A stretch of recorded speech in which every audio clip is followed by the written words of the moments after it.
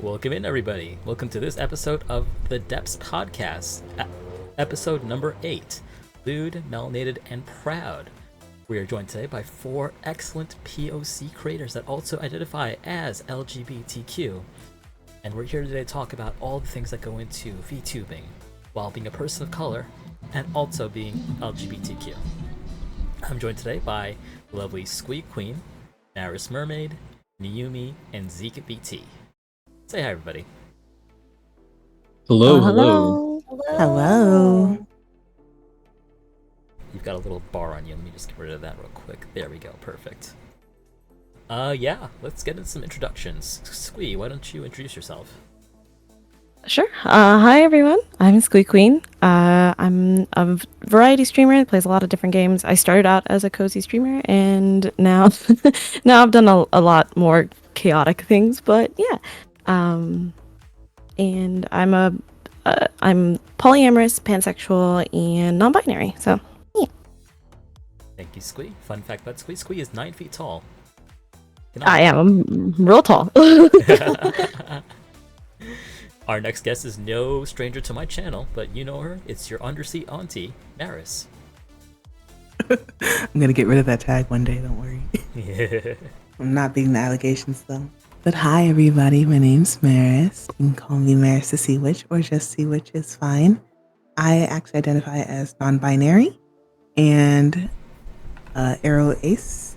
I'm on the spectrum, still kind of working that part out, but I know I'm firmly in that zone. What else? Do I have to share like a special fact about me or something? Sure, yeah. Ew, no. Move on. Okay. The special fact about Maris is that she's extremely talented in making Oh, you're doing it for me. Yes. I'll embarrass you instead. Delightful. And tell everyone how talented you are. Next up, we've got Niyumi. Hello, I'm Niyumi. I go by she/her/they. I am pansexual, black, and very proud. Fun fact about me is I started doing lewd content about a year ago, really, so I'm actually still pretty new to all this. It was around the same time that I started doing ASMR, and I pretty much started because I was very used to getting compliments on my voice and just me in general, and I was like, okay, you know what? I'll give everyone what they want, you know? That's lovely. You do have a really wonderful voice for ASMR and very talented. Thank you. And last but not least, we have the massive god of lust himself, Zeke VT. Hello. I am Zeke. I am the god of lust. And I am a variety streamer, but mostly I stream Dead by Daylight. And yeah, that's it. If you follow Zeke on Twitter, you will know he has an exquisite taste in art, and frankly, knows some good-ass artists. So compliments, Zeke. Thank you. Alright, so we're gonna dive right into it.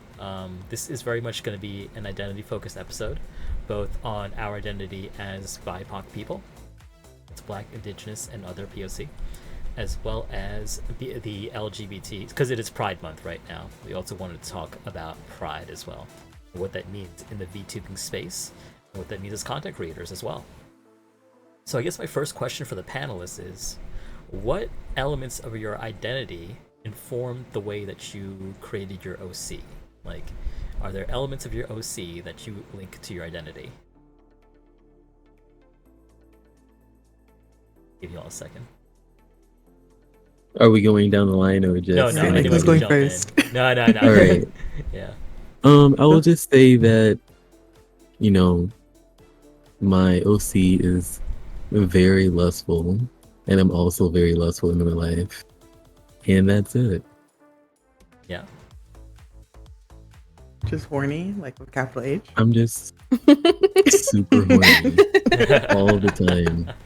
Most of the time. No, all the time. I love lust.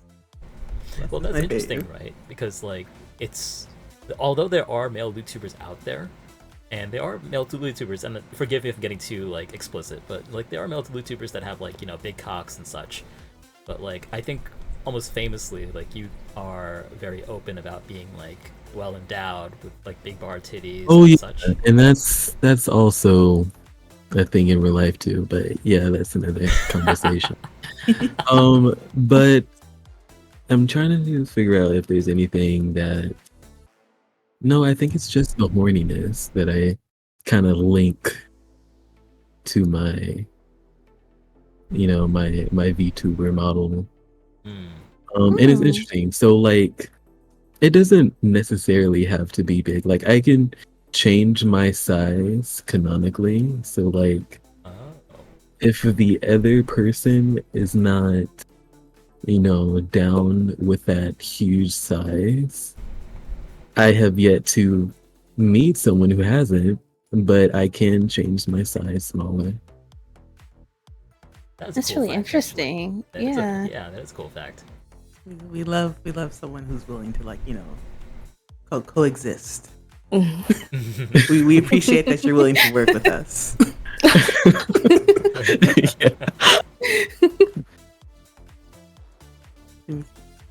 Maris, did you have something to add? Yeah, I'll go next, I guess. Yeah. As far as my own identity, like I'm really big on exploring culture and cultures that aren't my own. So I went with a mermaid / sea witch in order to be able to touch on those multiple cultures. But like as a whole, I don't really use like the Disney definition or like fairy tale definition of a mermaid. I'm not gonna get into my lore because if you get me started, I'll go all day. Like the autism will activate.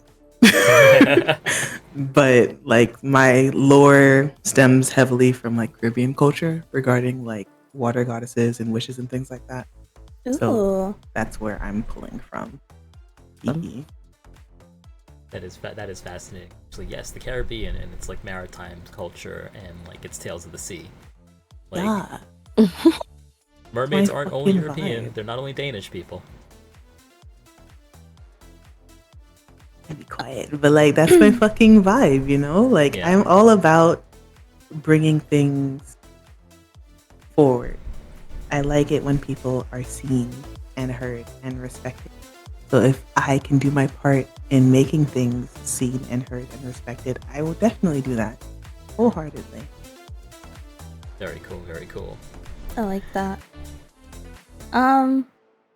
I think mine's is pretty straightforward. I mean, I'm a succubus, so like, I didn't start off a succubus, but when I decided to get like lean more into my lewd side, I decided to go with the succubus because I'm really good at seducing people. I know that's more of a red flag, but I wanted to lean into more of something that would represent the content that I do. So succubus can have two sides, you know, there's like the innocence and then there's like the way where you seduce someone. And I pretty much designed her after the way that I dress outside of my model. And then that's pretty much how I put my identity into my model. So it was more like the lewd side, and then there's like the alternative side with the way that I dress, and then the innocent role that I play.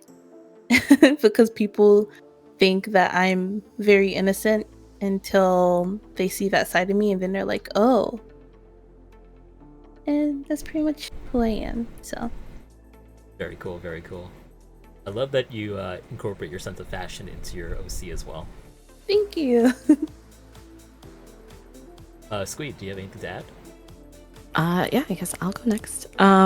So because I'm half black and half Filipino, that's why my design has just little things of mine.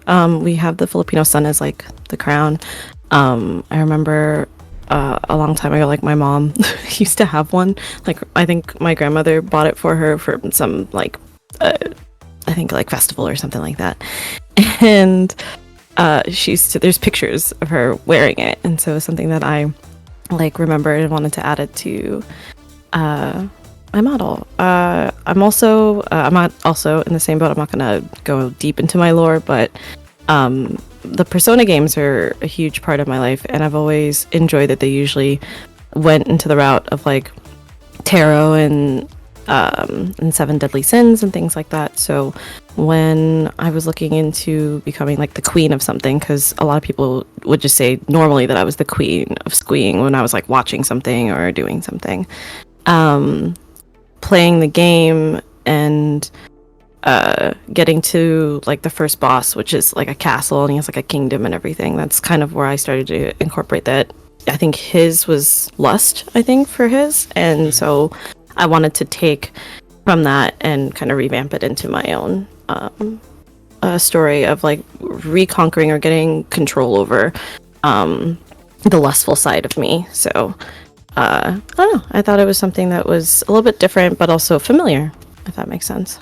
That is actually great, because like as a Persona fan myself, I do recognize that immediately when you mention like, you know, the castles and the palaces and the shadows and like the sort of like allusions to human desire and nature. And then I've always said, like, I really do like that you incorporate the Philippine sun into your OC. It's always been a very cool touch. Thank you. Yeah. So let's talk lewd content, especially as POC creators. So the next question I had prepared was, and by the way, chat, if you ever want to ask any questions, feel free to drop them in chat. We will get to them as we can. But the question I prepared here is, do you find there are some tropes or expectations that people may have for your lewd content, especially as POC creators?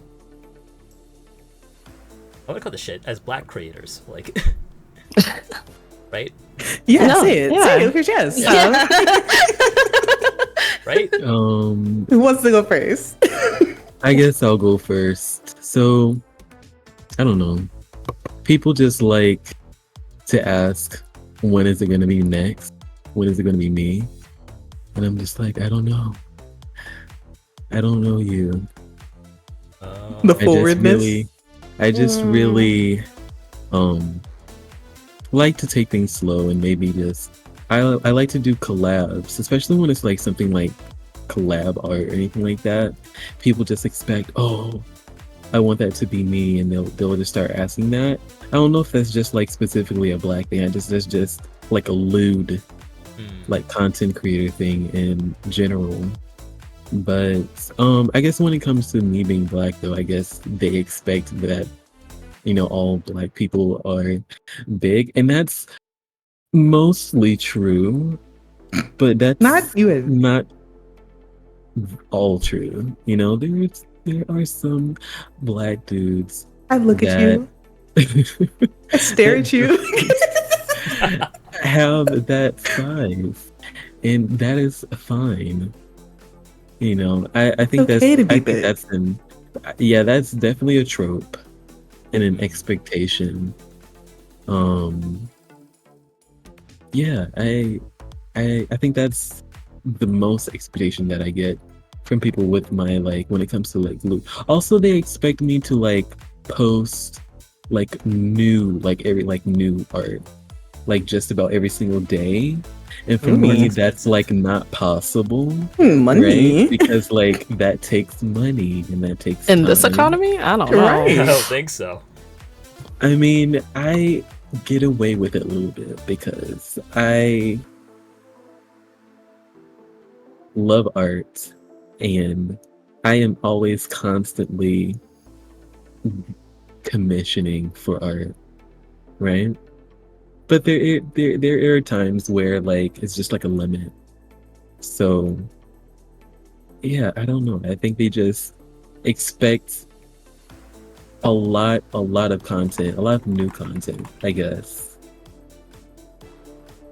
Yeah, I would say definitely, like, as a male YouTuber myself, like, people are more forward with you. Like, they kind of expect you to just, like, respond to their advances, even as total strangers. They'll come in the chat and be like, oh, what do your tentacles do? Like, do you want to, you know? Oh yeah, that's another thing. I had a lot of people come into the chat, like the Twitch chat. Like I was streaming earlier today, and you know, some people just come in chat and try to talk all lewd with me, and I'm just trying to be here, just playing my little game, and I Yes. can't really Yeah. entertain that as much. That's why I usually tell them that, I usually am just lewd on Twitter, and that's just about it. And I've had some people ask me, like, would I ever open a Fansly, just because Fansly is a lot more lenient when it comes to that kind of content. Mm-hmm. And I'm not sure. I kind of want to keep those things separate, like my Twitter and, like my Twitch. Like, of course, I'm going to be like lewd and sussy, but it's not going to be as intense as I am on Twitter. I definitely agree with that. As someone who does have a Fansly and streams on there, like, I don't even use my model on Fansly. Like, I'm not there yet, because there's a mindset that I think you need to get into doing a lewd performance that is, like, different from, like, streaming regularly. I don't think people really understand that. No, I get Yeah, that. I just want I'll to totally back that like have fun. You know what I mean? Yeah. And sometimes having fun is not always being lewd. It's just Yeah. like Exactly. Mhm. Yeah. being- Yeah. Like, I don't want that to be my whole personality. You know what I mean? Even though, like, I'm I stare at you. Oh, we could just rewind it back. Hold on. Roll the cameras back real quick. Play the clip. Contrary Play the clip, to my appearance, there is Yeah. more to me than just lewdness. You know what I mean? Les says there's a personality behind There his dick. there is somewhat. Stop bullying him. No, it's fine because, especially on Twitter, they come in already expecting that, and that's already like my personality. So like I get why people are just like, huh? Like, really? Like, there's more behind that. So I think Imagine having a brain. Crazy. imagine. But yeah, I will I'm just dick me down. couldn't be me. In chat. No, he have won't. you guys Thinking. ever Excuse seen me? that meme on like Twitter where it's like on Twitter personality, and then it's like on stream personality, and then it's just like this little cute guy like waving his hand. Yeah, IRL personality, little people. I've seen that with an elbow actually. Like, I think that's me, kinda. No, that's so Yeah. valid though, because I get Yeah. that. Like, Yeah. especially being ace. Like, for me, being lewd is just like a form of art. It's not really like, ooh, I'm horny 24/7. Like, no, bitch. I just think sexy shit is pretty. Does that Yeah. make sense? It No, doesn't. it but, does. like, Yeah, it does. Absolutely. Yeah. I think like sex. I think lewdness. I think just people are pretty, and people when they're intimate are super duper pretty to me. So it's like, yeah, I Hell want in yeah. on that. I want to make content like that. But like, if you catch me off the clock, bro, don't bring that shit to me. You want some food? You want to watch Madagascar? Like, we can watch the Spider-Verse movie again. Don't talk to me about it. Oh man, I want to see that so bad. Right. Yeah, me too. You can hold hands maybe, but don't all that extra shit. Don't touch me. As Tay says in chat, there's definitely an aesthetic side to lewdness that deserves more to be appreciated. Yeah. Oh, yeah. Yeah, Tay's got me. Nobody got me. Tay got me. Tenchi Senpai, which you may recognize his name from recent events, I don't know who that bitch is. says there's a huge disconnect in people's brains and realizing that there's only so much we can do, say, act on Twitch versus how we are allowed to be on Twitter. Absolutely. And I do really believe that we have different personas on Twitter and Twitch too, honestly. Mm-hmm. Yeah. Well, not the. What I happened? look like it's. Spill. I'm sipping. Let's just say, like, on Twitch, that's like maybe 60% of how I am on Twitter. Twitter, I'm like 100%. Like, I'm always 100. There's no 0 to 100. There's just 100, like, all the time. Right. Maybe throw in a little bit of like silliness and like memes here and there, but it's like mostly like 100% lewdness. But when it's like my Twitch, it's like mostly memes, but a little bit of sus, just a little bit thrown here and there. Yeah, it's like we're trying to build a community here, not like run a I was cam just show about to out say of that. like Yes. Twitch, you know. Like you can't. Okay, so the whole thing with Twitch is like I've been on Twitch since Twitch was fucking made, and like that's really embarrassing to admit, but like it's true. If you don't want to be suppressed on Twitch, you don't post sussy shit on Twitch. Not Twitch. I mean, I've been saying Twitter. I haven't been saying Twitter, but I meant Twitter. Oh, okay. And it's like, okay. For my account, as far as VTubing goes, Maris Mermaid is the only account I have for VTubing. If that gets suppressed, where I am now, it's not going to grow no more. Unless I'm like posting content all the time. I'm not going to do that because I don't be in the mood like that all the time. Fuck. Yeah. And it is interesting because... Oh, go ahead, Zeke. I was going to say, I ended up making like a mistake on linking my Twitter account. Like, so like, you know, under when you have like your, there is an option to where you can link your Twitter posts. If you scroll down and be like in the about me, and like this is just me, like little me, just didn't know too much about Twitch. I still don't know much about like Twitch, right? But yeah, like I did that for like maybe a couple days, and then someone, I don't know who told me, but it was like, you should probably unlink that, at least your post. Like you can link your Twitter, right? But like just the link, not the post, because you can see the post like underneath. And I was like, you are so right. Let me take that down.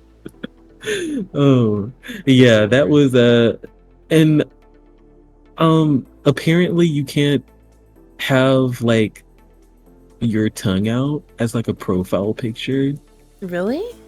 I didn't know that. I didn't know like, that. Suggestive PFPs are definitely going to get you fucking murked. Yeah, like I had a PFP up and with my tongue out because I thought it was like super nice. Oh, I know that one. And then somebody was like, oh, you better take that down or Twitch will, slap you on the wrist for that. And I was like, you know what? You're so right. Let me take it. I don't know anything about Twitch, like guidelines and stuff like that. So, the new profile you see now actually got that specifically commissioned as like my Twitch PFP. Something that's, I guess, still look, because you can kind of still see the tongue out, but it's like not as prominent as the other one. It's weird sometimes what like platforms consider like inappropriate for a banner or profile picture. For example, posting your butt on your banner and on Twitter can get you in trouble. Isn't that right, Tenchi Senpai? Which is weird because there's a whole lot of other stuff that I be seeing in profile pictures. Exactly. Bourgeois in they banner. Not to shake them or anything, but like I used to be one of them bitches, and like you would have your whole body your body line all in the fucking banner profile, and I've never been banned once. Yeah, but so I've seen straight on nude titties in the banner for years. That person titties, bro. Real ones too, not even a drawing. Real unfiltered titties in a banner. Like on my not safe for work stuff, I follow a lot of sex workers because like I just happen to know a lot of sex workers. I ended up in this position anyway. I definitely think there are some exceptions to those guidelines. Say who? Oh, I don't. I know you're thinking it. It's just me just taking like a glance. A couple of I don't know anyone by name, but I have seen a couple of people who have gotten away with like some sussy profile pictures. Oh, I've seen a lot of them. Like people who have like BDSM profiles and they'll have like the whole thing. Why not me? You know what I mean? Why can't I have my my turn? Chest out? Yeah. I want to have my chest completely out as like a profile pic. I already had like an envision of like what my whole profile and like banner and stuff like that was gonna be. It was gonna be like just my tits out, just my booba, just in your face, just put the nipple as the profile picture, just with the ring and everything. Rings, just like swaying around, just swaying. But no, Twitch. And the thing is, maybe sometimes you can get away with it until somebody who has ill intentions towards you reports it. You know what I mean? then Yep. suddenly your account's missing because you had an opinion about something. Yeah, it's wild. Heavily hinting here. Hmm. But yeah, But- Mm. we got a little off topic, but it's all good. We were talking about Yeah. expectation. No, it's good. I love tangents on this show, honestly. I only have 4 questions prepared. Expectation wise, like Yeah. I can relate to Zeke because I've also struggled with like my community not knowing the difference between, I'll say, Fansly and Twitch.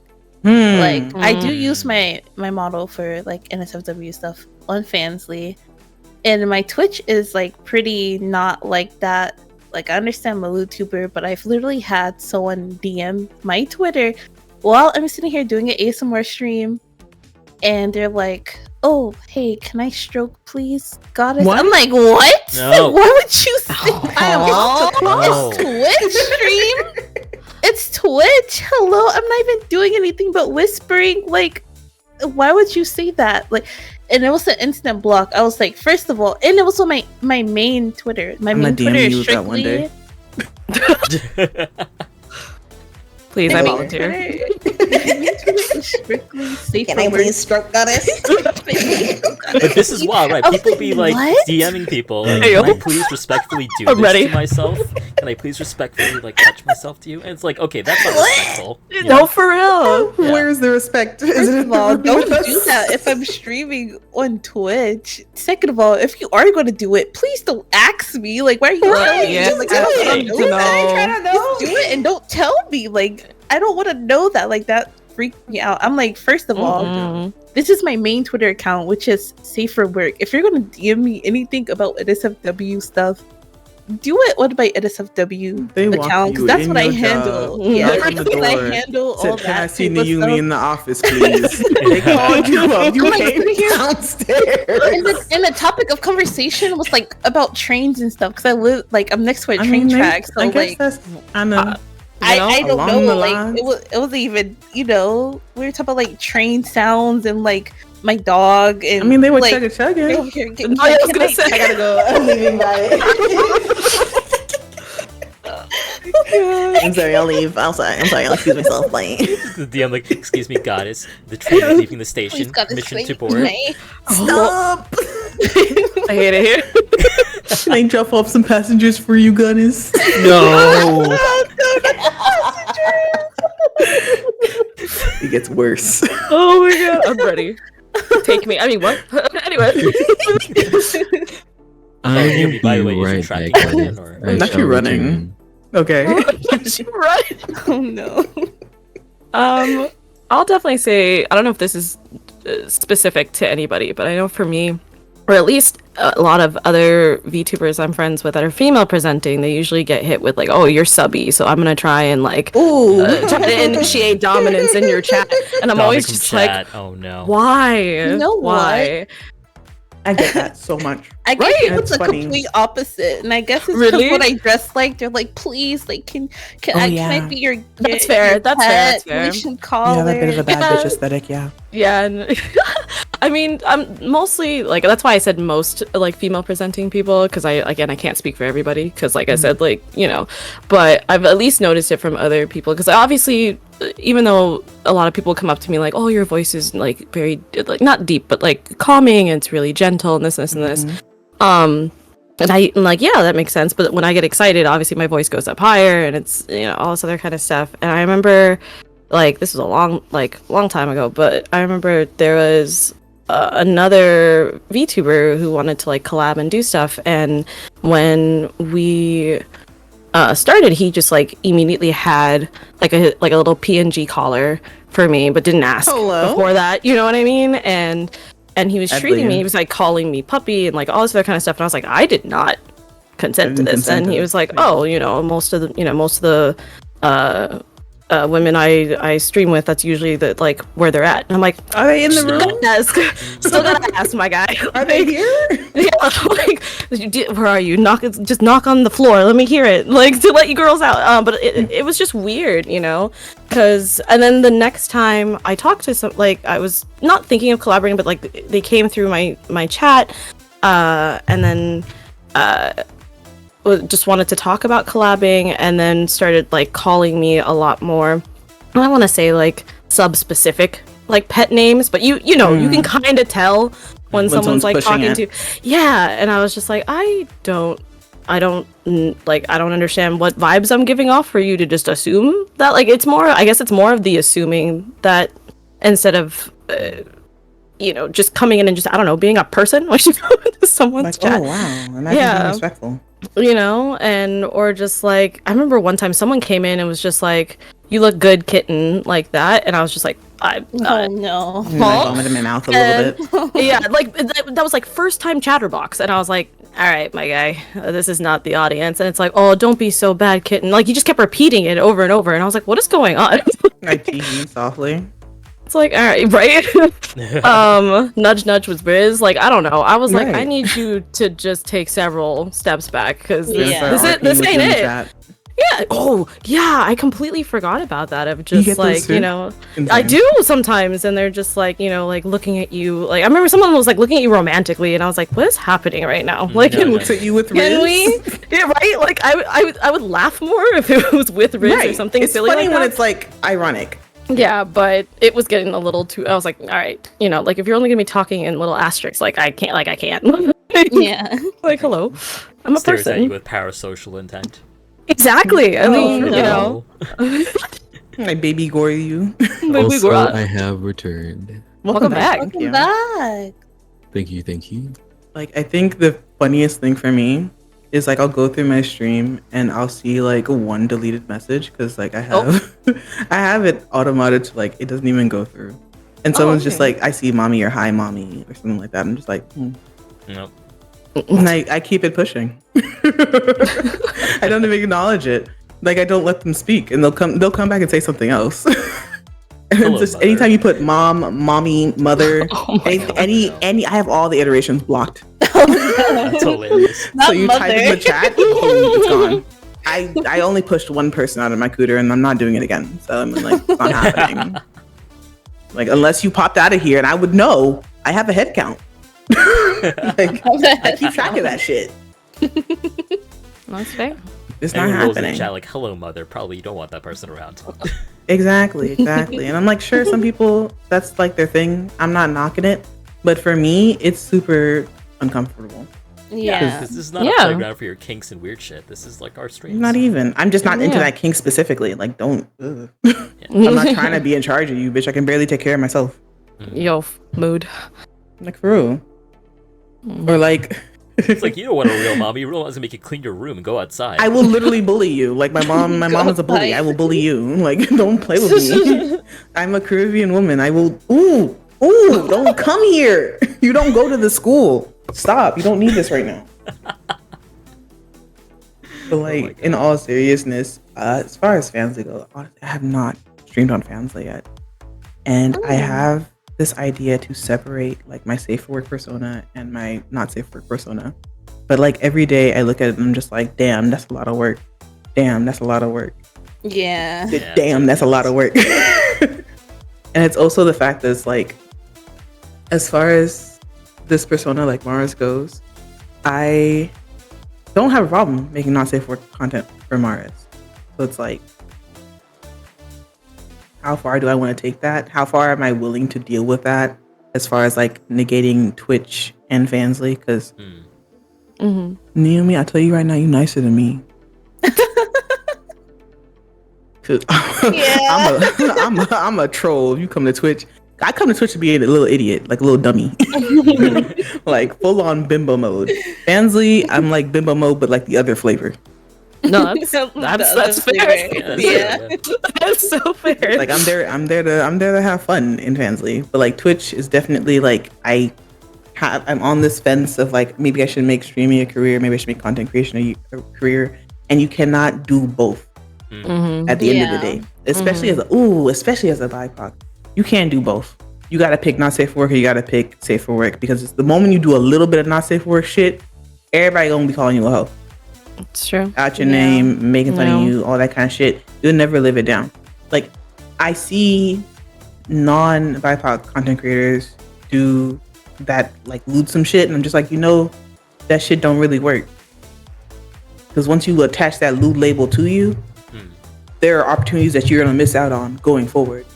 Yeah, that's true. That's actually very true. So it's like if I ever wanted to do like a corporate collab and I'm still doing Fansly, I can't. They're not gonna look at me. So it's like, damn. All right then. Fuck me, I guess. There's literally like only one corporate that's like, I don't give a fuck what you do, let's collab. Right. And that's, well, y'all know who it is. You know? Right. I think there's definitely this trope of like promiscuity that like doesn't go for everybody.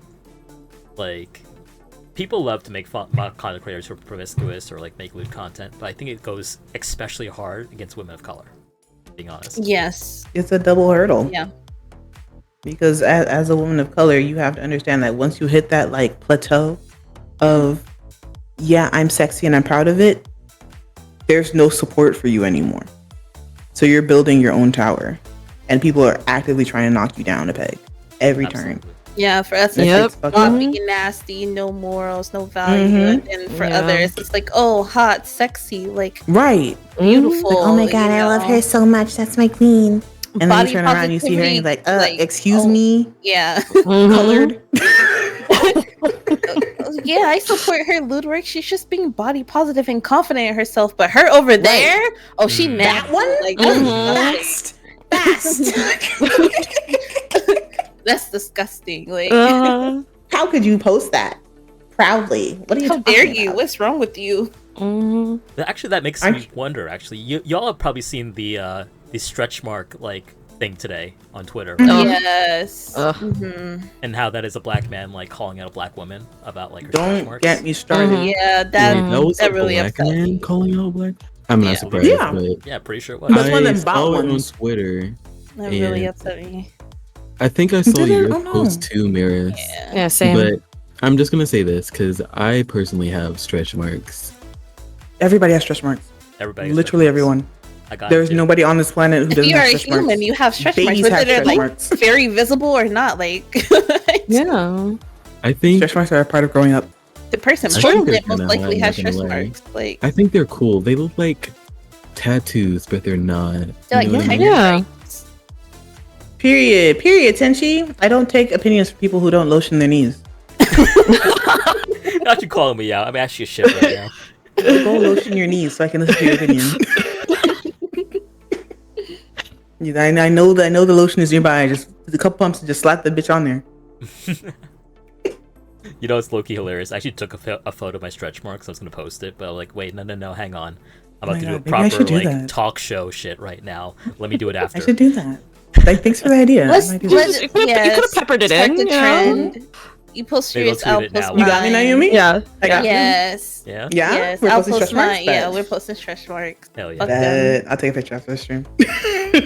And like in a way, like it sucks that we gave this person clout by responding to this. That's and spurring around. That's why I didn't respond. I was just like, I'm gonna pick my battle wisely. Right. I mean, Like, yeah, all I think of you know it's fine and it's okay, but like the body shaming, as someone who struggled with like body dysmorphia for a long ass time and still kind of struggles with it a little bit, that shit is mad triggering. Like, yeah, and I think that's why I responded to it today and like said That's something fair. about it because it's something that's like was held over me like most of my life because God, you know I had like the other like aunties and everything coming over and they're trying to give me creams and stuff because I was even though they have it too, you know, like anytime it was Cocoa butter. everything they tried what is it called? all the stuff. Fucking orange turmeric powder, all that. Yeah, especially the turmeric. Turmeric? They actually put turmeric on you? Yeah, you never got that? Yeah, turmeric. Nah, we put a turmeric in the curry. Or like the black soap to lighten some of the marks you have. Yes, the ambi cream and stuff. I got ambi cream. I got ambi My mom went out and cream. got me a prescription medication to lighten like yeah, my dark same. spots. Yeah. Oh, She did it for herself. Like, I really did like have a whole fit about my face because I had really bad like hormonal acne, and like I 100% did a peel multiple times. Like before the age of 18. Oh before my the God. age of 16, really. Like I was peeling. I'm not not even gonna joke with y'all. I'm so serious. Like Wow. when I tell you my body image issues for real. No, I mean it's understandable. Yeah, I mean that's why. It's And funny though. no, now. and I mean I'm trying to get better with it, but I know that like there's stuff that's just that lingers from time to time, especially Yeah, being with an ex who like would get on me about it all the time. And I like couldn't wear like shorts or skirts like around him because of that, and there was a bunch of other things that were part of that. But yeah, I've never really liked mine like for the longest time, and then I mean I still don't, but I'm working through it. But I'm in the same boat with the body dysmorphia. There's so many things growing up in a Filipino household where you have to be that, you know, like you know, as skinny as all the other cousins that are doing stuff and things, and that's sides, yeah. Oddly enough, it's the same thing in the Caribbean, and especially with like how our culture is about like having a shapely body. They glorify skinniness so much. Yeah. Yes. I'm like, that don't make no sense because the girl you was just talking about, all praising and shit the other day, had an ass fatter than mine. I don't know where you come from with this. Like, why are you making fun of me? It does make sense, but like, yeah, that was probably the biggest thing. So that's why I responded to it today. It was kind of like getting through, I guess, a trigger for me, and it felt, yeah, and it was met with a lot of really positive response, which is nice, which it should be, because like, what's the big deal? They're just stretch marks. Exactly. Literally everyone has stretch marks. This is insane to me. I saw another one about that where the dude was talking about like, you know, the they call it like a fupa. Yeah. Mm-hmm. Yeah, it's the little bump, right? Yeah. On women. I'm talking about like, why is this ball here? Like, what do you mean ball? Ball? Where's that like bulge there? Yeah. Yeah, he said ball. Ball? What the? He said ball. And it's just like, first of all, that shit's delicious anyway. But like, it is. But secondly, organs? Yeah, I'm like, where are we supposed to put them? Yeah. Like, hello? Protecting the baby. Hello. Yeah, Taya ball. Yeah. Literally protects. Hello. And like for all, oh my god, for the years and years and years, that shit troubled me as a child and late, especially someone who developed early. Because I thought I was fat this whole time. And I find out in my fucking late 20s, it's organs. My doctor couldn't tell me that. No, I'm slightly overweight. No, I'm just tall and built like a fucking horse. Like, like, I promise you, I'm not overweight. Like, I know my body would tell me if I was. It's crazy. Yeah. Exactly. I think what's fucked up about like social media and like the VTuber sphere is like many of us have body dysmorphia issues. That's one of the reasons behind like why VTubing is so great, because you could be anything you want. But then it's thrown back at you sometimes when you're like on social media. You're trying to exist, and then on your feed all of a sudden some guy talking shit about stretch marks. Like, for what? For what reason? It's like the slap in the face. Like, ah, damn, real life still exists. Hold on. Wait a minute, shit. I haven't dug deep enough. Let me get in the internet. Let me log on harder. Shit not working. Why am I getting cis male opinions on my feed? Disgusting. It's sick. Yeah, body dysmorphia. Yeah, very heavy, especially because I grew up with PCOS. So obviously Did you? I still have it. Yeah. Oh, So like weight word. gain, easy, The very cycling. easy. Yeah. Weight loss, very hard.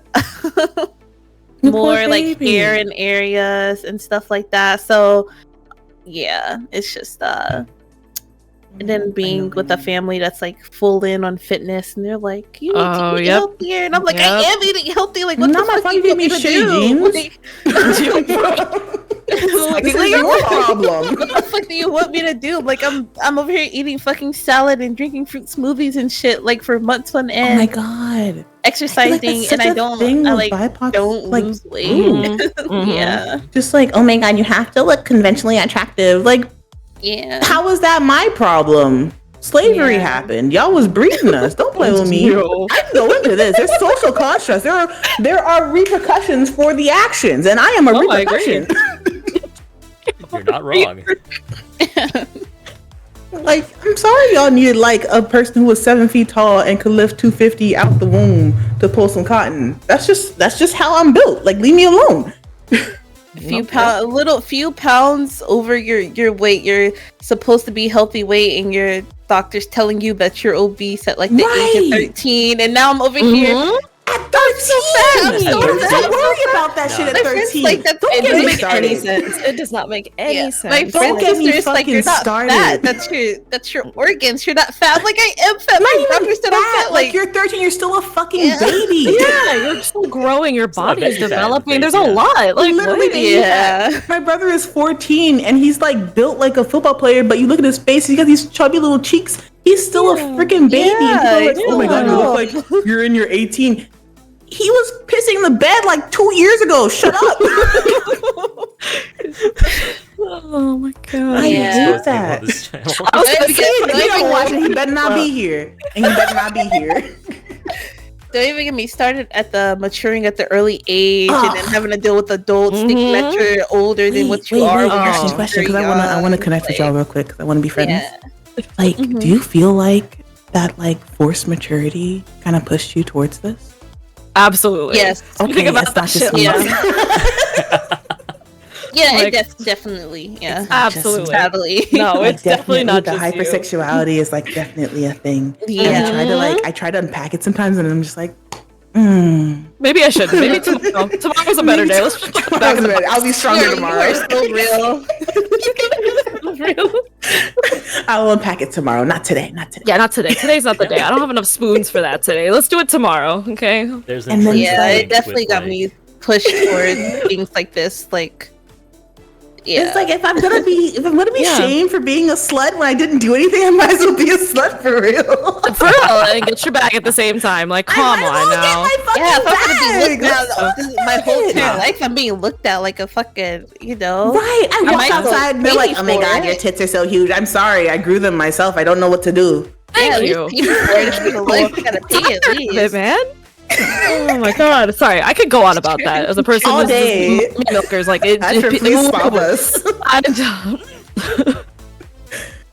You chose the wrong ones today. This societal like sexualization of BIPOC, especially black bodies, both for male and female. You know, that manifests itself in many insidious ways. If you're not conventionally like skinny, or if you have a certain body type, then they just automatically assume things about you. It's kind of wild.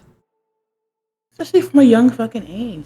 Yeah, Especially from like, a young age. What business y'all got calling me fast at 12 for wearing a skirt? I'm 12. Yeah. I know. I'm sorry everybody else wearing Bobby Jack. Like, I want to wear it too, bitch. The fuck?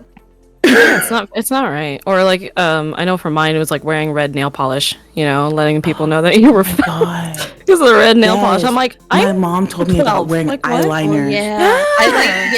Eyeliner. Yeah, nail any type polish, of shorts, skirts, like Or what? like when oh hey, you gotta change out of your shorts. Why? Oh, your uncle's coming over. It's like, what? Why is that? I my had problem? that. I hate I that. had Like, that the- experience. No, Yes, because I had That's like exactly two what cousins that happened. like my Very mom would never weird. let me wear like if it was hot because we live in like the South. So if it's hot Yeah. and I'm wearing like my like little slip-on tank and chomping around in my little shorts. My mom, if someone's coming over, she'll be like, "Go put something appropriate on." I'm like, what do you mean? Your Like, cousins I'll were just stay in my getting room and not older, come you out need because to- I'm not changing my wear clothes. something more- They're my fucking cousins. What do you mean I need to wear something Yeah. appropriate? I'm wearing It's shorts true. on It would be like, TikTok, there's men in the house. Like, But gotta come to dress find appropriate. out, I'm a spill family tea because she shouldn't be watching that shit either. Come to find out, there were hella like just predators on the male side, which is why my family itself is so matriarchal now. They would like Yeah. literally just push those men away from themselves and literally moved away from the islands to get away from them. It's crazy. It's so much trauma that I heard about like wild. recently. Oh, that's piping hot tea. That's brand new. Yeah, that's some It's fresh really food, good yeah. food, honestly. I just be like, my mom, because my mom finds everybody on Facebook now. She'd be like, oh, God, let me tell you about this person. I'm like, That is how I find out about all the family drama. That's how I For find sure. out too. Facebook. Oh, that's funny. Don't be on You're Facebook. not wrong. They Though. messy. Island culture. Like I'm from Guyana, by the way. Just like Friday, you go to a rum shop, you get drunk, you just make weird comments like ladies on the street, You know, and you shame them and Yes. you force them to stay inside because if somebody's drunk outside, they might take advantage of you, and that's gonna be on you, not the drunk man. You know. And my mom would always Yeah. tell me that, like, you gotta be inside by a certain time. You can't wear certain stuff when you leave the house. What you Mhm. wear around me is fine. Like, she didn't even trust like the people she dated for a time Oh, you should not. No. I mean, yeah, I was around gonna me. say. And it's yeah. like, oh, well, I didn't get it then because I'm just like, well, I don't care about that old Mhm. man that you're talking to. I know you're living your life. Can I just get some water out the fridge because it's hot? But it's like, now that I get it, I'm like, I understand she was protecting me, but also like, you shouldn't ever feel that. Yeah. Yeah. It's crazy. It's crazy. Yeah. Not you just coming in. I'm here. Well, where are you relating on all this? Like, how is it on the male side? What's it like Yeah. over there? Speak up, Z. Yeah. What was the question? So essentially, where we're at right now, we're talking about like some of the built-in expectations that people have of creators, content creators who are black or could be of color, especially around like their design, their expectations, and the implicit sexualization of like somebody in your position. That might be a little confusing. Yeah, so like the expectations, right? Yeah. Mm-hmm. I mean, I feel like you kind of touched it before. I feel like I feel like I already touched that, but Went off on a tangent though. Like, from a young age, Right. did you feel like you was like being pushed into being like hypersexual? Oh, not at all. Swear? No. I feel like that is definitely more of a woman thing Oh than God. it is of a man thing. Just because mothers really like to coddle and baby their sons. I've heard about this. Yeah. And then That's to true. really like push away their daughters and Yeah. make daughters grow up very, very fast. Mhm. Don't you have a sister?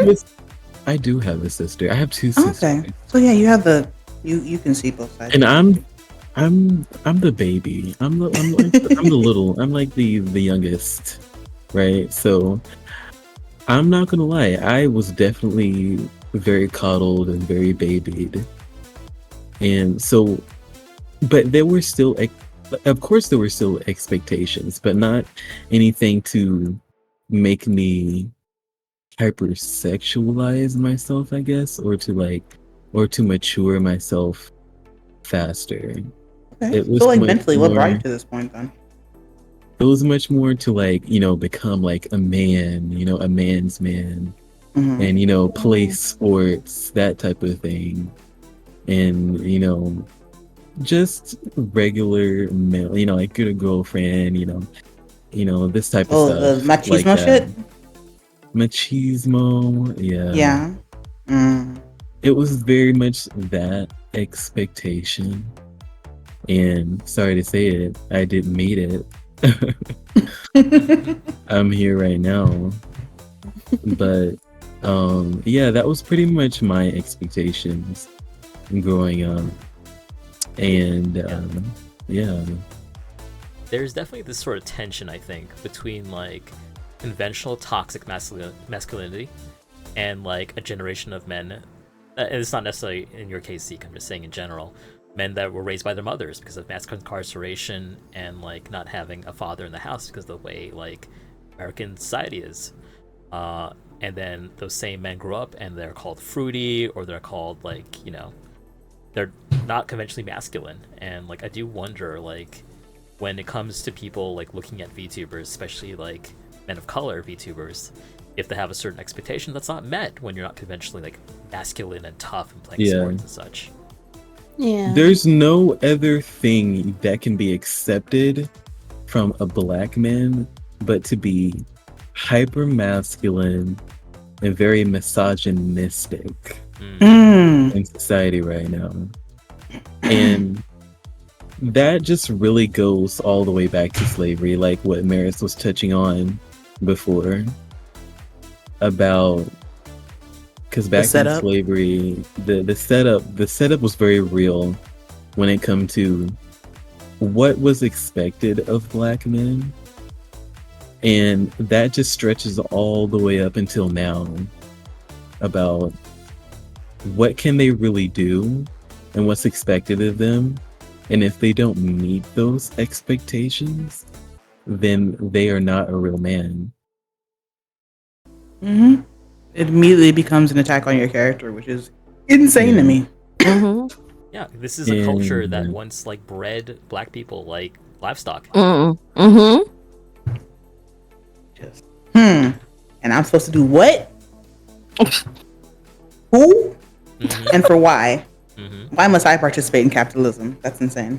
mhm. I am the capitalism. Yeah. So what I try to, or what I'm going to try to do, right, is to try to break down some of that toxic masculinity with my I'm sorry to content, and really shed a light on those serious topics, you know, like those expectations that you, like, people have had when growing up under those toxic environments. I think I can see you doing that. Absolutely. Yeah. Because, like, honestly, I say as a Zeke content consumer, Zeke is really gentle, like, just genuinely, just really soft person. I am yeah, gentle in person, yeah. but like I am so horny. You make me sick. I fucking love that. sometimes I am just so down bad that the lust just takes over me. And that's kind of why, not kind of why, that's exactly why I am the god of lust, because Oh, you're trying to compliment you. I You just can throwing be- that shit in the track. You said, anyway, be my so- dick hard. no, I can be so like, yes, I'm gentle, but like, I don't know if I can say that on Twitter. Say it. Spell it out. No Spell it ball. out, yeah. I can be so extreme. You know what I mean? Yeah. Okay. Uh, I get you. So extreme. So extreme. Very, very extreme. So down bad. Like, oh my god, like almost overwhelmingly just down bad. You sound so unhinged right now. I love it. I love Because it. I'm trying to explain it, You but I have to feel like stress I'm it. not doing enough. You're doing a to great job, explain. honestly. Like, all For we can what do it's is laugh, though. I do have the new sexual content tag on, so go nuts. Oh, shit. Ooh. Okay, Oh, there you go. Okay. Yeah. We have Okay. tags. Let's go. I love my friends.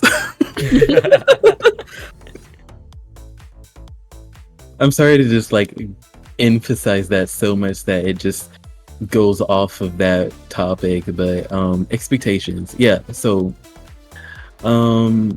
yeah, that's kind of like what I want to do with my content. Make everyone super safe and feel like they're in an environment to where like they don't have to pretend to be something to make Yes. someone happy. Yes. Yes. You know Fuck what with I mean? that? Yes. Yeah. I like that. Yeah. It definitely touches on what we were talking about earlier about, like, you know, not all sexual content has to be like serious or like horny or like super Yeah. hypersexual. Mm-hmm. Exactly. Sometimes I'm fucking not is always beautiful. making content for you to Beauty nut is to. Sometimes I'm just making content. Yeah. Yeah.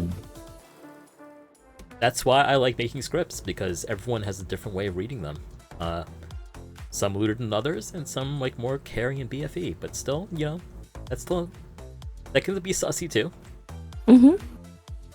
I wanted I'm to doing make like- an example. I wanted to make an example or call out Mm-hmm. someone that I am inspired by in the VTubing community, but I Ooh. currently don't have much of an inspiration when it comes to a VTuber, but I will say, and this person is not a VTuber, they're just like a regular Twitch streamer.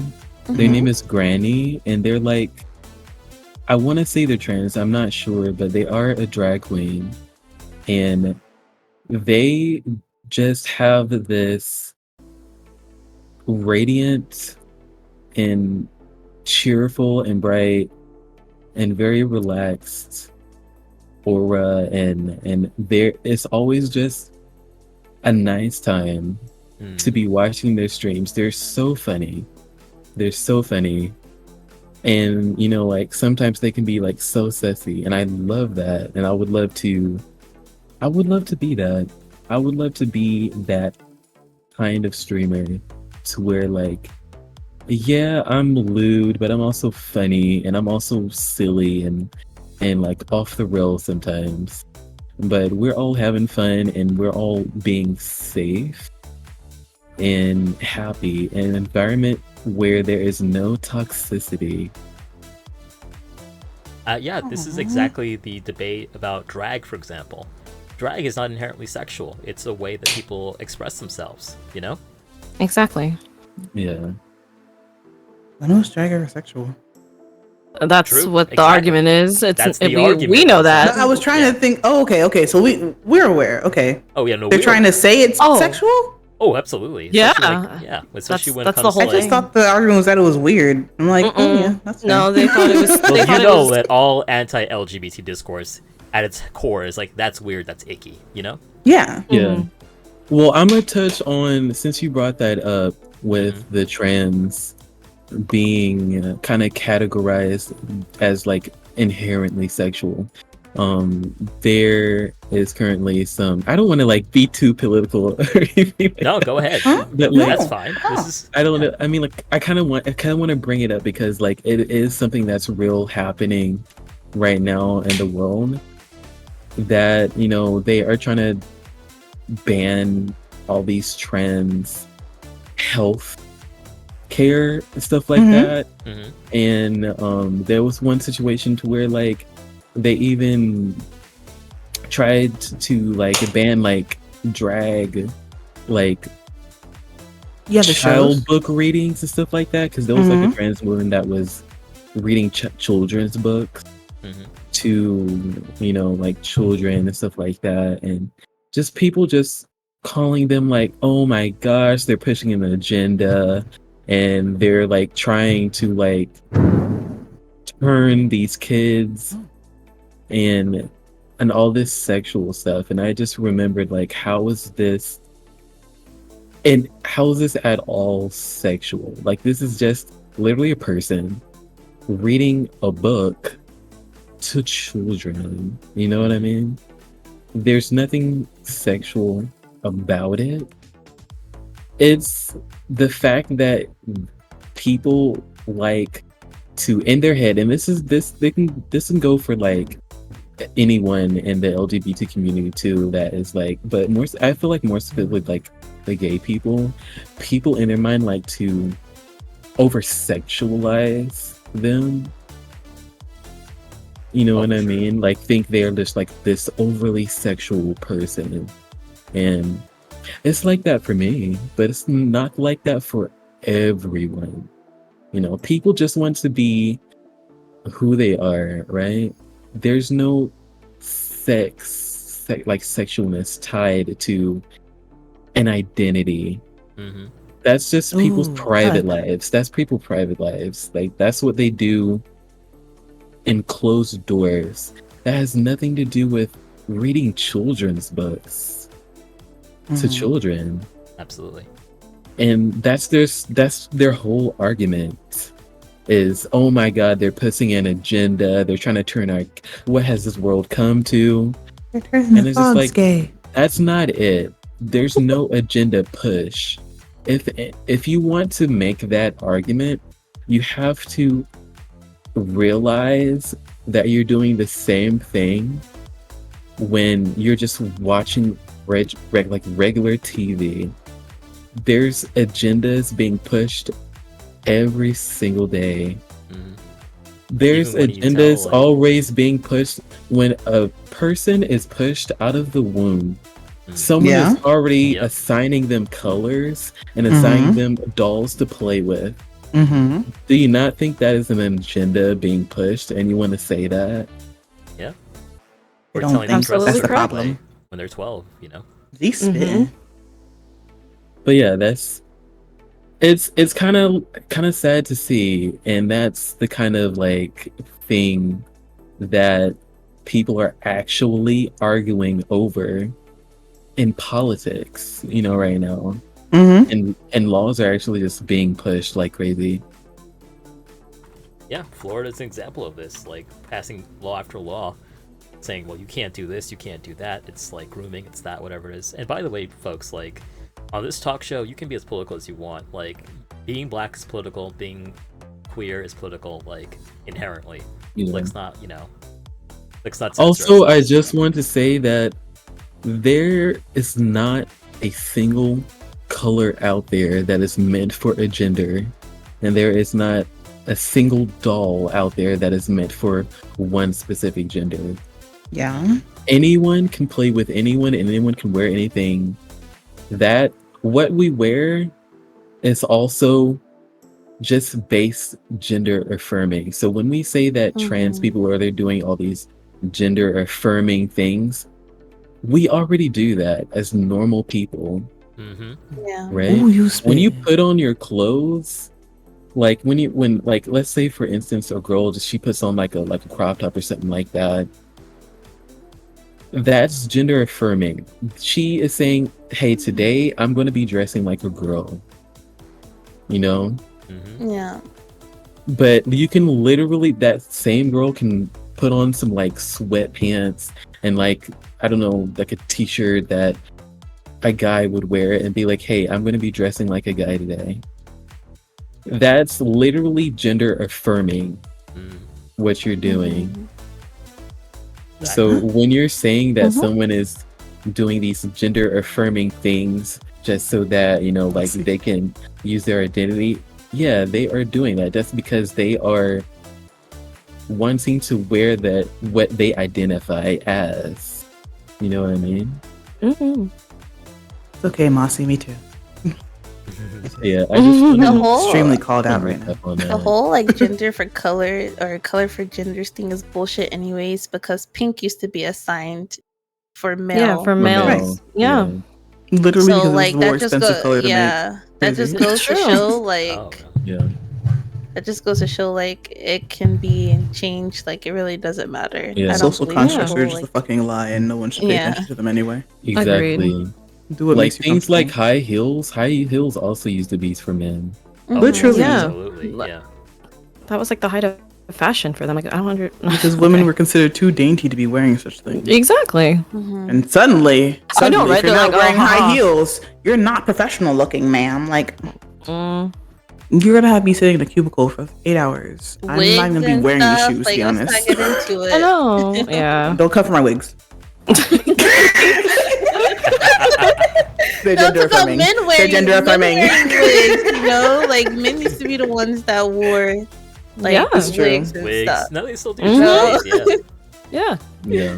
Yeah, see, like Skirts and all. yeah. Exactly. Yeah. Skirts. When are your mini skirts People coming out, just Z? with the And I gender feel like bullshit. people who really try to use those terms like gender affirming don't really know the They don't. actual Like, they don't know They what don't, cis yeah. means. of those words that they are using. Because if they Mhm. did, they would actually be informed about the history of those things. They don't want to learn. They don't want to learn. They just want They should like, get to their know act what they together. have. Hateful, yeah. Mhm. But yeah, that was a great that's aside. what I had to say. Yeah, absolutely. That was a great point I think you made there. If I had an applause button, I'd hit it. I've been snapping this entire time. You just No, can't hear truly. I've just been like, it. Discord be muting myself. I'm chewing back on here. it. What you cooking this? Yeah, turn your crisp off and start snapping. I think, and I have so much to say, I'm sorry. But I Please. think people just have a hard time understanding or trying to give compassion to what they don't understand. Mhm. And I want people to understand that you don't have to understand something to have compassion for it. Thank you. You should just Yeah. have basic compassion for everything. Mhm. If people had that, like, this world would be like 100 times better than it is right now.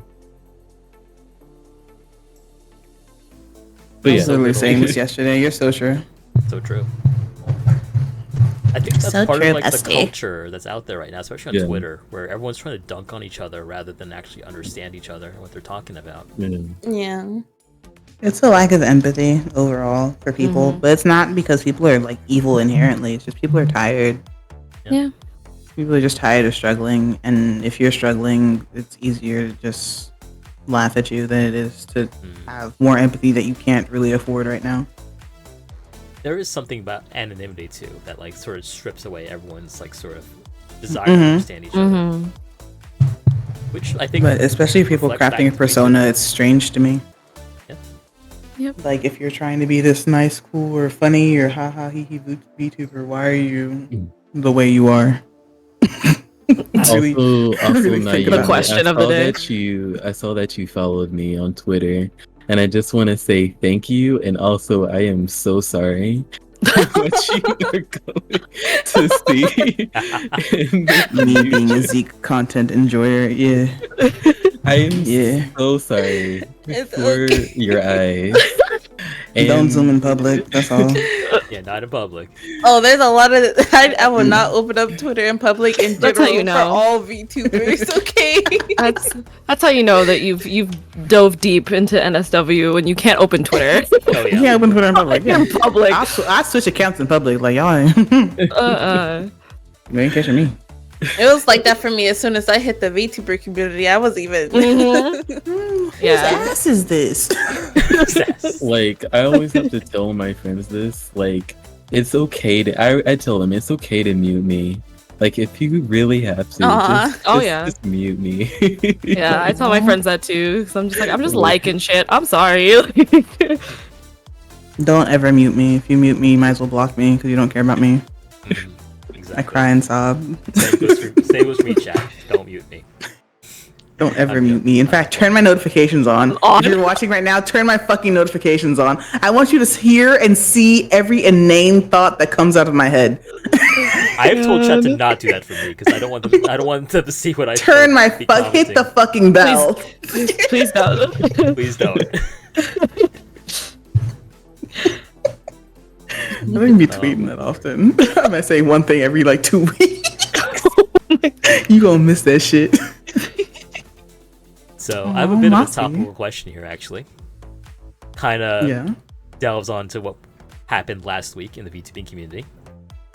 Are there elements of queer or POC culture that you think have been subsumed into VTubing culture? I don't know. I think VTubers should all get their act together collectively. For I real. think, When yeah, you say there's subsumed, do you mean like adopted adopted, into yes. the? Yeah. I mean, yeah, like just like every other aspect of any community, like any culture, I feel like people of color culture and queer culture is so influential. It just every other community just adopts that because like it's cool, it's you know, it's trendy, it's just It's cool. provocative. It's awesome, right? But the appreciation ain't there. That's the problem. The appreciation is definitely not there, and I'm not really surprised. I've only really been in the VTubing community for maybe 3-4 months. I haven't been in it 3 that months? long. About half a year. You're good. I mean, like I made my Twitter like November last year, I believe.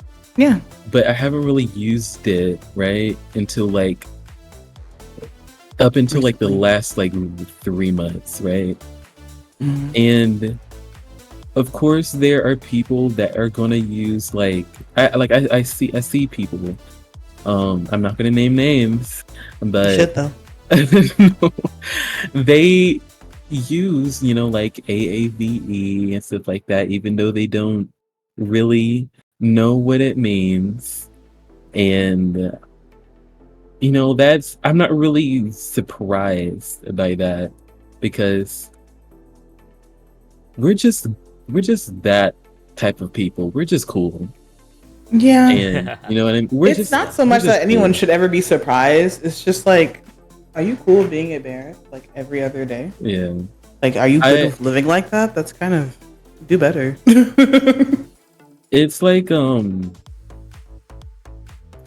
they want to adopt what's not theirs, and like not actually like appreciate where it came from. You know what I mean? There's like no respect there. Because then you have people thinking that this all came from a vacuum or came from TikTok or like Gen Z. Ooh, you know what? Actually, I was having, because I had gotten upset about it, because I always get upset when people like adopt AAVE terms and then talk about how like lame or corny it is, because they don't know where the fuck it came from, so they just assume it's lame or corny. And that pisses me off a lot, but sometimes I'm just quiet about it because I don't feel like having that fight every 2 weeks. Anyway, enough prefacing.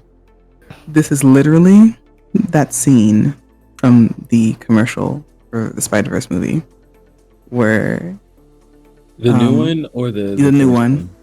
Okay, I haven't seen where it. He's sitting. It's the commercial, so it's not spoilers. Okay, it's in the commercial. Okay. So just go watch the ad. But like, he's sitting at the table and they are talking about, oh, it's my auntie and I drink chai with her. And Miles goes, oh, I love chai tea. And he goes, chai tea? You don't call it chai tea. It's just chai. You don't say TT. And like, we do the same thing. Why are you saying no cap for real, or whatever? Or saying on the squad and you're just mixing words. Why are you mixing words? You don't say it like that. But like when we say it, it's a problem. Like you're being aggressive. Yeah. You don't own slang, but you're saying it wrong, so I'm correcting you. Yeah. Right. When they correct you about not saying chai tea, it's funny and you respect that. But when I correct you about not saying on the squad or on the set or whatever the fuck you want to say today, suddenly I'm wrong. Yeah, it's giving very hypocrite. And yeah, it's super two-faced. So I see shit like that and I'm just like, okay. Yeah. All right, so you've already decided what you're going to do. It's like, yeah, whether or not people use these terms is debatable. But the fact of the matter is there's such defensiveness around it and this unwillingness to admit that people have ownership of certain things. Or just admit that they're fucking wrong. Yeah. It's okay to be wrong about slang, bestie. Like, everybody has to learn at some point. Right. It's the parallel, right? Because if you look outside of VTubing, like the VTubing culture, just everyday people like to just claim that as like Gen Z language. You know what I mean? And it's not. It's just AAVE. But they like to claim it because it's easier to sell that way. It's easier to sell, and it doesn't have like that Black culture attached to it. Even though we all know it's that. We all know. I think they know that we know that they know, but of course, it's they're just ignorant to that fact that it's wanting the aesthetic of like. Exactly. I appreciate the Black experience, but I do not wish to be Black. Exactly. Okay. Sure, like bestie, the phrase goes, everyone wants to be Black until it's time to be Black, basically. Pretty much. Right. Yeah. I'll give an example. There was this one Asian actress who basically put on this black scent. Say it. Yes, Aquafina. Say Aquafina. Just say her name. I was going to say her name, but I forgot her name. Aquafina. And she just basically used that as a crutch to get her where she is now. And she sure did get there. Actually, what's her name? What's the word?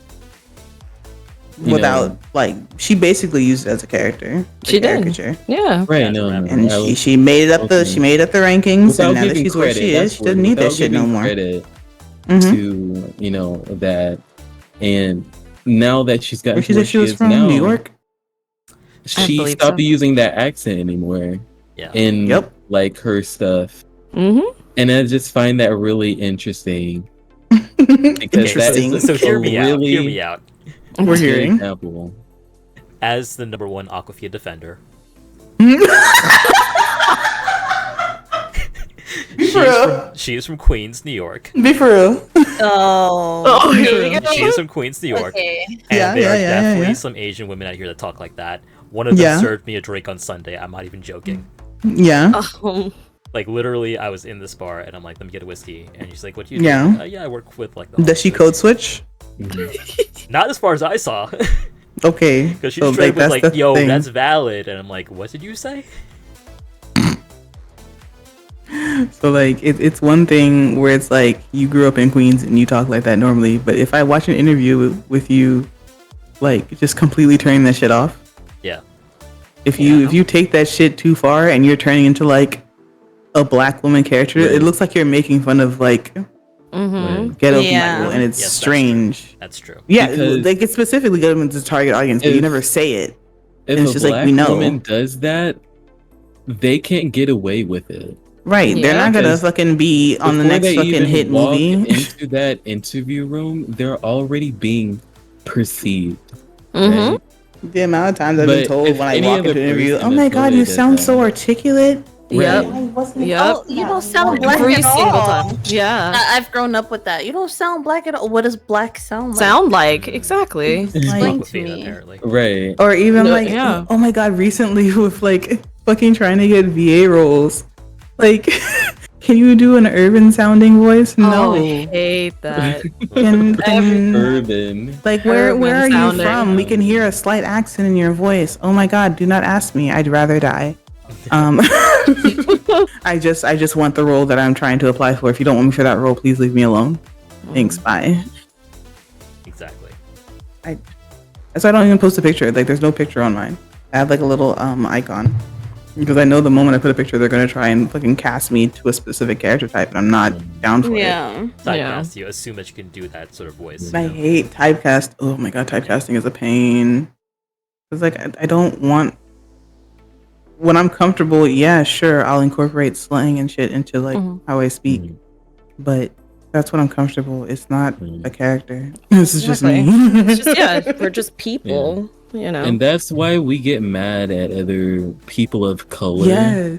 When it who becomes a try character to for take them. on our like accent and our like Yep. our actions habits like that, because especially if they're like Becoming successful I was gonna over say it. like Mhm. I was gonna say like not black, but or even like light skin, they can easily get away with that just because they can go back to whatever they are Mhm. used to, or whatever they're comfortable, or Whatever what's is going to make them palatable, basically. palatable Yeah. to those like white audiences and those white spaces, and be completely fine, because as long as they're not black, they can basically get away with that. Yeah. And I think my main issue with Aquafina, despite you being an Aquafina joiner, I'm still going to drag her a little bit, is that there's no defense Yeah. for the black community when it comes to her. Mhm. And Yeah. I'm going to say the character she plays, but if that is her as a person, sure, fine, because I've been to Queens. They ghetto as hell up there. That's fine. But like, there's no solidarity between her and the black community, and she doesn't seem to want to have solidarity between her and the black community, and it's strange. Mm-mm. Yeah. Okay, that So will. it's just I'll give okay. you that. I'll 100% give you that. Mm. So you don't know what to make of somebody like that, so you just assume they're not on your side. Yeah. Also, I'll be right back. Not you running again. I hope you come back with good opinions. I will definitely say also, and like the whole Aquafina situation is always really touchy as a person who is like half black and half Asian, Yeah. since we go through, I'm either not Asian enough because I'm half black, or I'm not black enough because I'm Asian, and I get that all the time, like my entire life pretty much, because Right. like Yeah. even though my father, who's the black side of me, he's obviously not in the picture, so I grew up under an Asian household, but my mom, you know, always made sure I never forgot about that side, and like she had some of the family that was nice, like to be around me so I can in like be a part of my culture, since she knew I wasn't going to be able to get that, you know, being under like her roof. She, you know, remarried and had kids and everything too, so it always just kind of, yeah, it always just sucks, you know, because I know I have a lot of Asian friends who were like, oh, I don't see, like, they're probably not friends with me anymore, but they didn't really see the problem with Aquafina, and they're like, you should be, you know, you can't be shitting on, you know, our fellow Asian actors, like we need more of them in there. And I'm like, no, I agree with that, but they also should just be themselves. Like, don't be a character, because then we also get put in the other stereotype of being too Asian, and then you become that stereotypical Asian actor, and then nobody wants that either. And then you get typecasted. Exactly. Again. And that's happened to me several times when I go in for like VA stuff, where they're like, oh, that's right, you're mixed. Can you do Filipino accent for me? And it's like, okay, that wasn't I've literally listed. been labeling like Pacific Islander on my application Yeah. nowadays. Yeah. Just to avoid questioning.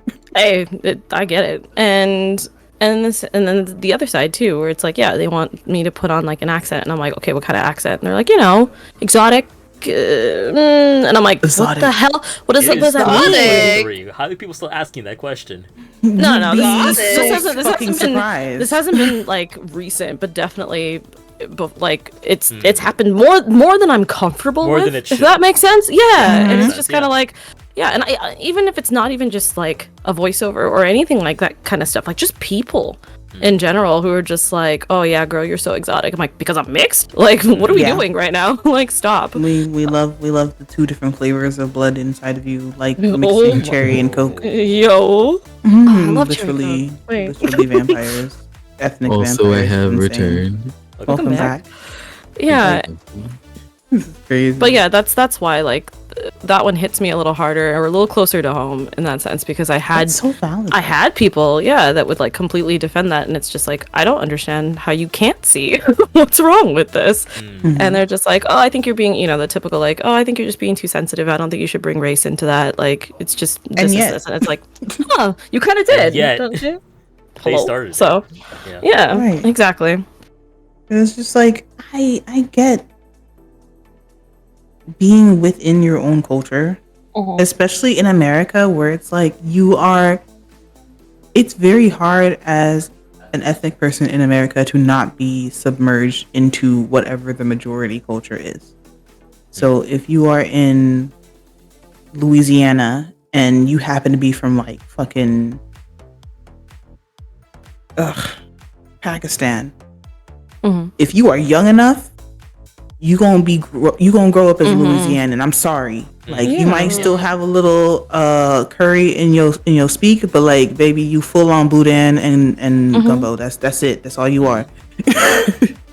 And it's like, if you leave Louisiana, if you leave that group of people you grew up with, people are going to look at you crazy.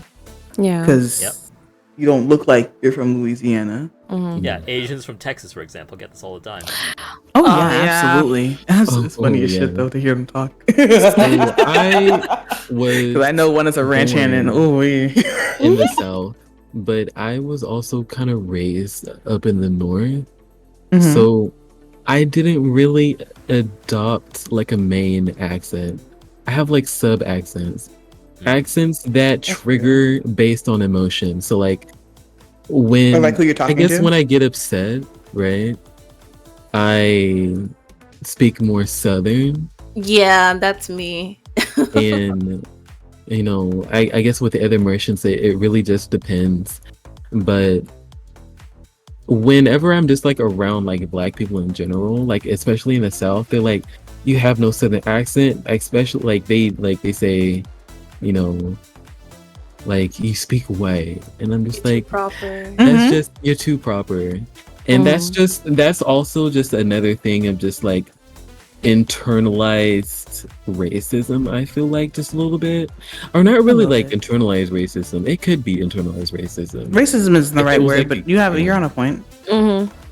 But like, it's so ingrained, especially into us, that we kind of really get hooked on these things like accents and stuff like that to define us. You know what I mean? Like, but it's very much like a culture thing. Like, that's how someone's going to like just associate with you first. Like, if you sound like you're from fucking France and you start talking, I'm gonna be like, oh, okay, this person is from a different country, so I shouldn't talk to them a certain way because they're not gonna know what the fuck I'm talking about. So it's like, at its least harmful, it's just your brain forming categories to make yourself comfortable and to make the person you're speaking to comfortable. At its most harmful, it's a form of... God, let me change that. At its most harmful, it's a form of exclusion. So the moment someone opens their mouth, your categories, you're setting them up to just be separate from you. You're separating them from you mentally. So, but that always comes down to like a personal thing. Right. I've talked about the "you speak white" thing like before, and I know it stems from a sense of like wanting to protect yourself because everyone says it, but y'all, people always seem to forget. Not all skin folk are kinfolk, and the way you speak is usually the first indicator of whether or not someone can trust you. So if you look like you're from the same place they are, but you don't talk like you're from the same place they are, defenses go up. Is that smart? No. But is it natural? Yeah, to a certain extent. Yeah. But this is also coming from me who, bitch, the way I get called all kinds of different shit over the phone. No, because I get I it. don't have face for there are some, black people out there who are really so, and they sell themselves out and so focused on trying to assimilate so well into the community, into like just like normal, like just, I guess, just like society, that they kind of just embrace that internalized racism so that it actually shows. So whenever they interact with other black people, there's like, oh, I don't want to like be around them too much, they act too ghetto, like just things that a white person would say. You know what I mean? Basically trying to fit in so they can be a part of the majority. Not realizing that the majority will drop them like a fucking hot potato. Exactly. Oh yeah. Exactly. Crazy. Has anyone noticed how non-black people look nervous to say the word black in conversation? Yes, absolutely. It It weirdly tickles me. Like, I get weird joy off of it. I'm like, what's the matter? What do you want to say? Oh, African. I'm not African. What do you say? What do you say? With a capital B, but I do it with your whole chest. This is like 90s culture, I think. That's like, oh, they don't want to be called black. They want to call African American. I mean, yeah, I get that though. But like, ooh, I can go on a whole rant about this. So like culturally, the push to be called African American had both like malicious roots, but also like very helpful roots because having a like a constructed term for us as a culture helps us be recognized on a larger scale, which is why AAVE was also pushed so hard, because calling that shit Ebonics wasn't marketable and wasn't recognizable. Now it's called AAVE. You can also make that push for children who commonly speak AAVE because that's what they grew up, that's what they're surrounded with. It's still a vernacular in its own sense, just like Creole is, just like Patois is, all of those.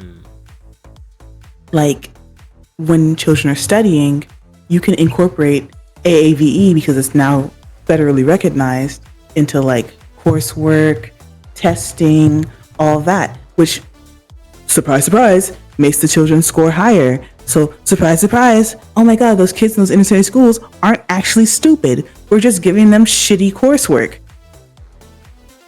Yeah. It's the old adage of trying to teach a fish to climb a tree, and then the fish will think Literally. his entire life. Literally. And it's insane to watch people go, oh, man, AV isn't really a thing. Like, Yes, it is. you grew up in the fucking 90s. You were there. Exactly. You were all there. You bitches. You were a child. What I think the lesson that many of us have learned in the last couple of months, especially with Black History Month, was that, African American does not equal black, and somehow, in some ways, the term actually erases other black voices, such as Caribbean black people, African black people, and so on. Mm-hmm. So I do wonder, does the term African American have a history, a future? Even? I mean, it does, because as a whole, black people in America don't have any roots other than knowing that most of them came from Africa. So it's for every 1 or 2 Caribbean people that are also black, there are about 20 to 40 African Americans. So I mean, that's their label. I can call myself Black Caribbean. That's fine. I can call myself Caribbean American too. That's also a label I've seen before. On I say label, not like a label online, but like actual federal documents. Yeah. I actually think I signed as Caribbean American when I did my citizenship. Oh, interesting. Yeah. So they're very like intentional with stuff like that when you are like incorporating yourself into the country. And it is important to have that on documentation to know what demographic you're coming from, because we have to know what is making up the culture as a whole. Like, it's still a melting pot despite whatever the government says. Very true. I myself am Caribbean American actually myself. love to know my actual background, but that's unfortunately kind of hard. It is, especially to get specifics down. Yeah. But yeah. And it's interesting because I do know when I talk to certain white people that when they say black, they don't mean it softly. It like offensively, but like just because of just the whole background of that word, it just like, even if it comes from the mouth, it's still kind of awkward for them to say it. So it's just like, I don't know, there's probably been this popular culture that it's wants them to the believe tone. that it's I feel like rude it's to the say tone. that. Yeah, it's definitely the tone as well, I will say, because you will know when someone is saying black, you know what I mean, instead or of the blacks black or something like that. Yeah, the blacks goes crazy. Yeah, when you add the S, that's when you know. I was like, okay, all right. Or they say it like nerves later, that he was wearing a hoodie and he was kind of black, I love that. That's my favorite. Yeah, when they whisper it, real lightly, it's like, why are we whispering? I don't want to get canceled because a little. That's pretty much like a telltale sign that they're like you got some shit to work on. Trying not to be in your face racist, right? Yeah, they're trying to be like that low. I feel like, and this is just something I want to touch on too. Racism has become to a point where it's very low key. Only here, right? Very low key, you know what I mean? Very under the cover, hush hush type of thing. Whereas back then, a little bit closer to, the or I would say 50 years ago, 30 years after the emancipation, or even around that time, it was very it was still very in your face. Because there's no repercussions for it. Right. And because of the daughters of the Confederacy, it has led white people to believe that racism completely died. It just after slavery, it just poof, it was gone. Type of thing. Or even after, right? or even after segregation, it was like poof, Martin Luther King, yay, then like it's dead. You know what I mean? That's okay. You're free now. Right. We know what we did wrong. Okay. Right. But like when you think about it, most of those people who Still saw what's her name, that little girl that she was trying to integrate into that one school. I can forget her name. Ruby Bridges. Those people are still grandparents, even parents, even that are still alive. Yeah, she only passed away recently. Right, and Ruby Bridges is still alive. No, she's not. She passed. Did she pass? No, she didn't. I'm not crazy. When did she pass? A couple years ago. Yeah. Oh my goodness. I didn't know that because I was watching a TikTok. Yeah, everyone that went to school with her is definitely still alive. But yeah, she passed recently. Wow. I saw the documentary of that. She's alive? Am I crazy? A little bit. How old is she?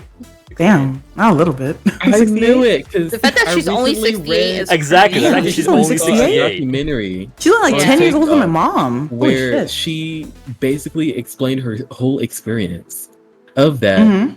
I knew it wasn't crazy. I was like, she gotta be still alive. I'm the crazy one. Damn. That school is still there.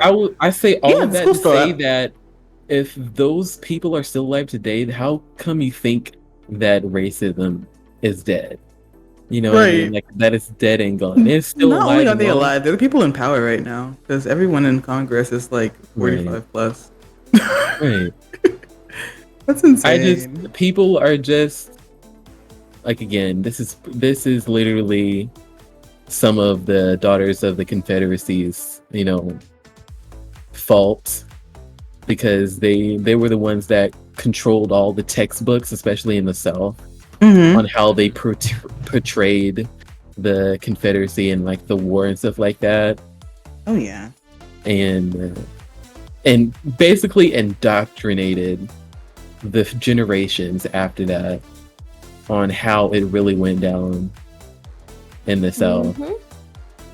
And it just affected every single thing everywhere in the United States. It writes a narrative that just like contrary to history, just erases like the many ways in which like people of color, especially Black people, have been kept down in this country by both informally and informally. You have to realize that history is only written by the victor. Period. So even if it is written, it's not always going to be truthful to what actually went down. Yeah. You know what I mean? Absolutely. And yeah, I think that this desire to erase color from like, because the most common refrain when people are talking, even last week talking about like AAVE and the controversy, is I don't see color. Like, I don't see why this matters. I don't see why throwing race into VTubing. Like, well, then you're just ignorant. Then exactly. Yep. But it's this benign sort of thing, like, well, I don't want to hurt anybody, and I never want to be offensive, but why are you making this a big deal? And it's like, I think that's like more harmful and toxic than like somebody like outright saying slurs or like saying something like, racist. Yeah, because then you're downplaying the situation. Pretty much. Yeah, and then you're essentially telling like someone who's upset by this, like, oh, you're overreacting. Yep. Yeah. Yep.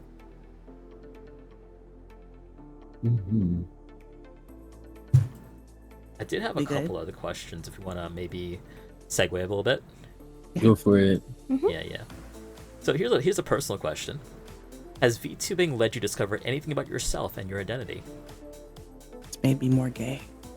Yo, same. I was about to say, I think that would be everybody. It's definitely made me more gay. Yeah. Like, I swear to God, I was pansexual before I started VTubing. Now I just don't want the shit at all.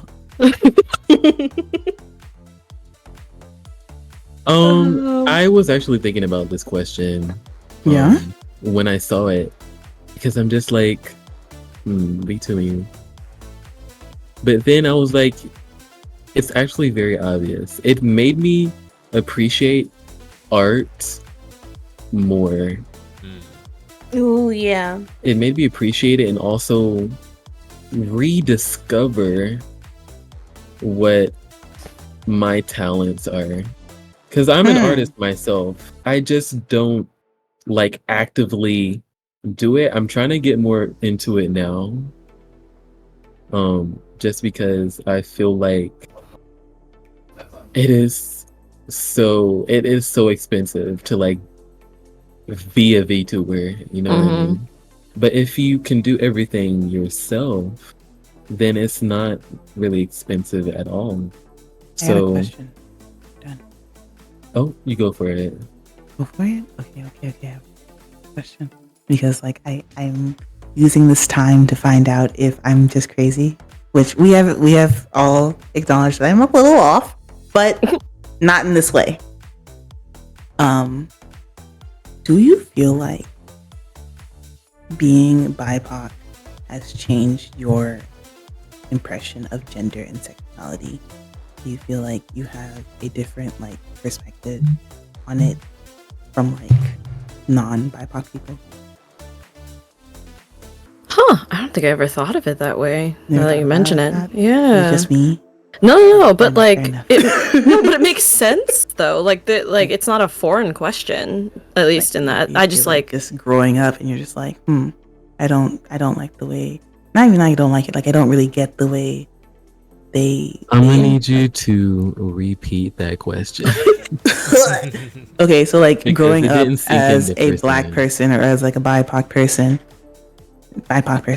growing up black or BIPOC, do you feel like your impressions of gender and sexuality are different from the norm already? Oh yeah.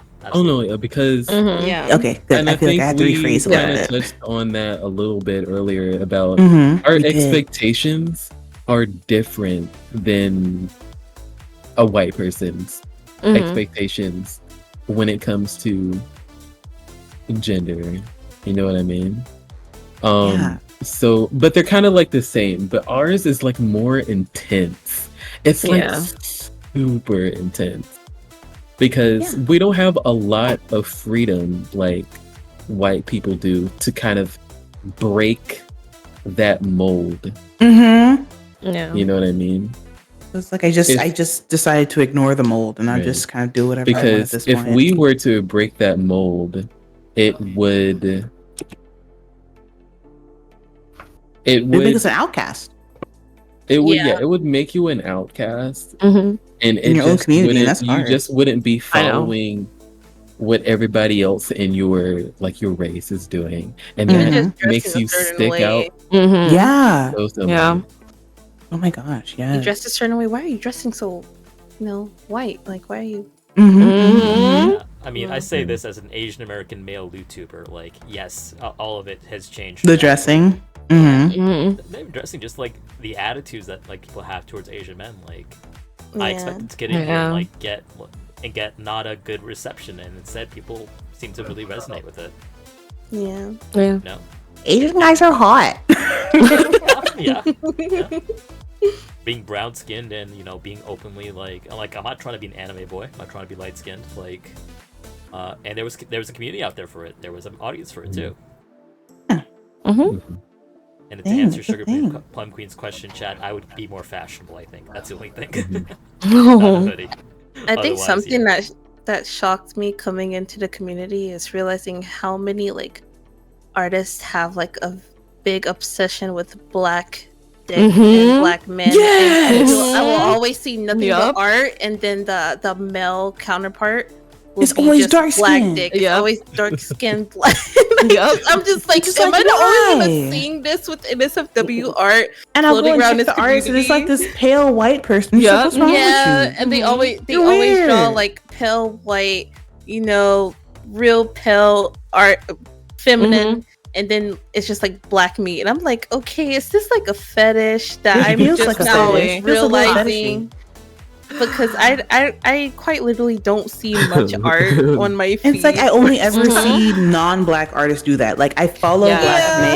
male artists Yeah. who draw Yeah. non-safe for work content, and the way they draw black men is scrumptious. But like that's besides the and then, point. and then it's like non-black artists, and it's just like bulgy big, like bulky, muscular. stereotype. No and offense, Zeke, but like it's not yeah, like no you. offense. It's not you. It's literally, and I was that's the just only going type to of dick bring that they draw. that Yeah. I am not partial to, Rule 34.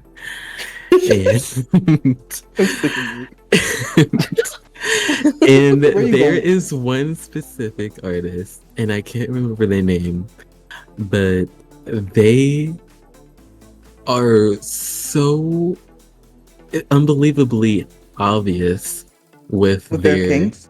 BBC fetish. fetish. Yeah. Okay. But the thing Yeah. that sets them kind of separate, I've only seen them do it, is that there is, some art to where you see a Confederate flag. No, No. stop right there.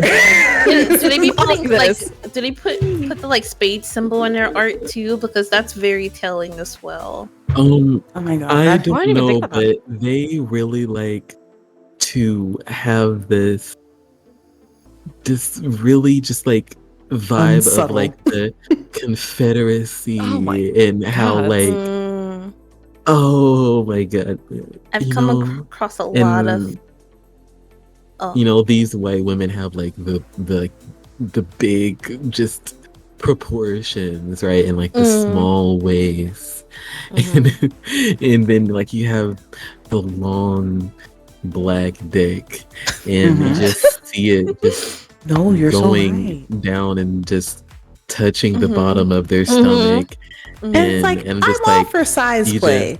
That shit's see cute. Yeah. the Confederate in the background, and I'm just like, I'm just trying Why to is that needed? I'm just trying to fap to this. I'm just trying to bust a nut, not have a fucking emotional experience. Like what is going on? Like you're confusing me. Why is there a Confederate why is there a Confederate flag there? Like, what is that doing there? Your eyes keep flickering back to it from the scene. You're seeing it at the corner of your eyes, haunting you. It's And then chasing you now. sometimes- And they like to do like comics as well. So there'll be like there'll be like a narrative. There'll be like a whole storytelling. I remember this white woman was like, she was doing like this what do you call it? She was doing a protest. Oh, she not like was in a this. protest. Please, And please. She had like an American flag t-shirt, and she had like the cap and everything. And wow. this homeless guy, and he's obviously homeless because he's dressed like a bum and everything like that, clothes ragged, and is like, I'll give you something to be proud about. Stop. I can't. We're putting that back in the box. Yeah, no.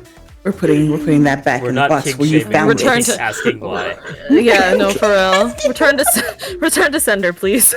Okay, but like, no. All I'm I just do asking indulge. is like, why did they make the homeless guy so freaking huge? I don't get it. No, I get it. I do get it. Let me not lie. I do get it. It's size difference. Size difference is very in for like just making scenes really good and giving you that like contrast and shit, like whatever between the femme participant and the male participant. But like size difference when done with racial undertones is very unsexy. It's Absolutely. it's weird and it creeps me out. Yeah. But there are fucking artists that do it correctly, and I'll be honest with you, it's not. Yeah, is as old as humanity. You can make me up like Taylor's oldest 10,000 time. BC like statues with big titties and stuff. Yeah. I'm telling you, or big dicks like statues. And From, like I have Mesopotamia. artists that do that shit, and like they'll draw it, and you'll like if you look at it without thinking, you're like, oh no, this is just another fetish art. And then you look at it, you actually look at it, and you see what they're doing, and you're like, oh wait, no, the way they're like putting things together, the way the bodies are built, the way the characters interacting, it doesn't feel creepy. They just happen to have a black character and a white character. That's all. Yeah. And it's just And it's it not just makes hard it even at the end of the It's day. really not. when when the lions are like, "Oh my god, I love your big fat I literally vomit in my mouth every time. chocolate." Yeah, like the Yeah, it always has to be chocolate. every They don't have time. another description. There's never Like- mocha, never coffee. Succulent or something. I don't Always know. chocolate. Like, It's chocolate. Sometimes I want a little, you know, like Little bit of paprika, Change it a little up. bit of a Change it little up. thyme or something. Like, come on, man. There's different What? shades. Come on now. Dried What is- basil. Paprika is like red, right? Pink with red, yes. Yeah. Listen, you know where I was going with this. No, I knew, but I was just like, Don't correct me. paprika. there's definitely a Just naming fetish out side seasonings. though. Absolutely. Basil. I've come Ooh, across another like a lewdtuber, and Yeah? you know, I thought her little spades symbol was just her Oshi Oh, mark Bessie. until Oh no. I saw her page, and it was just her Oh it was just Bestie. black, you know, and I'm like, okay. Oh. I've gone too far. She's doing the whole Queen of Spades thing, and I'm just like, yeah, no, I'm gonna just So- go. Who wants to explain what the spades thing is? Look at Zeke. Actually, I don't know like the main definition, but Don't I make just me do know it. that I just know You might have to. that isn't it the same thing as like a snow bunny? No, not Oh. necessarily. No, not really. No. Yeah. I look at Oh, Naomi. never mind. I don't even know that much, but it's I think it's just someone who really fetishes It's definitely fetish, yeah. fetishes, Yeah. like Mhm. like BBC. I think that's what it is. This is part of it. I look at Naomi. Or just Yeah, like, like black men her- in general, her- you know what I mean? Her personal preference sexually is black men, Mhm. but it's not like she would ever get with a black man. She just sees him as a Yeah. sexual object, Yeah. Yeah. Mhm. and it's Oh, really yes. used to like go against like black women also, like, oh hey, he Mhm. wants me, a white woman, more than he wants you, a black woman, type of thing. Yeah. It's a power Mhm. move against black women, but it's also their fetish, so it's just Mhm. very weird. I put my cup of tea down. All right then. Yeah. Here we go. So- Get a good stretch in. Let's go. So, oh god. Let's break it down. So to It's see so that interesting. lewdtuber was very unsettling. Yeah. And it was a very instant block. Oh yeah, absolutely. I will So, say Queen of that Spades. Yeah, Oh, big Yeah. Queen of Spades, What lost? I got you. Yeah. I got y'all. Let's learn some shit. Yeah, Me Mossy's right. It's fetishized racism at the base. But yeah. Queen of Spades is a cuck fetish, my friends. It's about Mhm. cucking. Oh, Mhm. okay. Yeah. So the Queen of Spades, you get the little spade tattoo, and that means you are not only in a relationship with someone already, but it's usually a white man, Mhm. and you are okay with being disrespected sexually by black men. Mhm. Now, black men who participate in this fetish tend to see it as a sign of power over white women, which is okay, sure, yeah, suck it to the patriarchy or whatever, but you're still They usually participating in call, like, the patriarchy. wolf So, Yep. or something, like the wolf or- so like in a normal person's head, that doesn't make any fucking sense. But I guess people who participate feel like, yeah, it's a shift of power dynamics. It's meant to be a shift of power dynamics between black people and white people, where black people have more of the power and white people have less of the power because their women are being disrespected in that space. Mm. It's a cuck fetish, Mhm. Yeah. and it's weird. Yep. Especially the whole tattoo part. Like I just I am very much Yeah. kink shaming. I'm Very much I'm only Just kink so- shaming tell it like it because is. it's fetishized Okay. racism. I will say that I'm into cooking, but when it comes to like racially, Yeah, I get racial you. cucking Yeah. is strange. Yeah. But I will say I do have like one or two male friends who are like, yeah, I'm down for it. But like when they explained it to me, I understood that for them, it's safe for them to participate in because they have that communication or whatever. I guess that's But, like, fair. As long as you're communicating with your partner, sure, I guess, like, go for it, bestie. Yeah. Go for it, bestie. But like, Nah, I wouldn't. It's not for me. Race play is just icky. Not my cup of I'm tea. sorry. Yeah, race Yeah, plays same. makes me a I don't like cozy. that, yeah. I'm the same way. I'm just thinking of this one TikTok that I seen, and it was of this black woman explaining that she had an experience with a white guy in the bed, and how she's very dark with her humor and very like Oh no. it's to the point to where like she uses it as like to kind of claim back some of that, like I guess racism that she experiences. So like she kind of uses that in like the bed, and she she says mesa at while she's being pounded. Okay. Oh, The way my the eyes white just guy. closed. She's like, yes, massa, yes, massa, yes. Oh And and the white guy was like kind of weird about it. I mean, like he was weird of it at first, but like I feel like if the white person enjoys it too much, they're just kind of like, oh, okay, well, you are just racist. But if they're kind of just Not like, if you get too into it. all right, You're gonna get it's like, too into okay, it. Hold you're on. just- Let's you're find just another Like one. you gotta be uncomfortable for the entire thing. Or it's racist. You are a little too into that. I'm gonna leave you to just. I'm gonna leave you to act like you If are your dick gets hard for it enough times, it becomes like a Pavlov response. I don't know. It's a gray area because, like, I get why, some just like It's black trauma people at like the to end do of the that. day. It's just trauma, and they're trying to reclaim that. So they're just like, "Ooh, that's kind of hot." You know what I mean? And like, sex is a great way to reclaim power. That's just how Right. it works, like on an Yeah. intimate level. Mhm. And it's yeah. Just sit on his face or something. Don't. Right? like I said, I've Just be spoken like- to It's people so and they've simple. explained their sides to me. So I'm just like, I'm gonna shame you, but like as a joke. Like you do what you want, I guess. Yeah. Communication Yeah. is very much key. Mhm. Like, right? Let's be like, hey, like I'm gonna say massa to you, but if you're getting the role a little too Mhm. much, Calling my Mhm. brothers and I'm jumping you.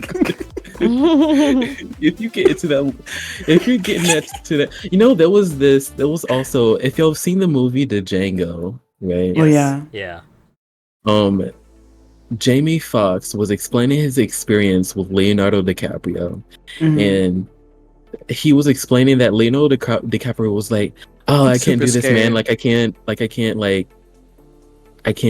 can't do this. I can't say this word." And they're just like, and then Samuel L. Jackson was also there, and he was like, "It's just an acting, nigga." He was like, Yeah, they bullied him into it. acting motherfucker. Like, I'm this acting motherfucker. You just get into the role.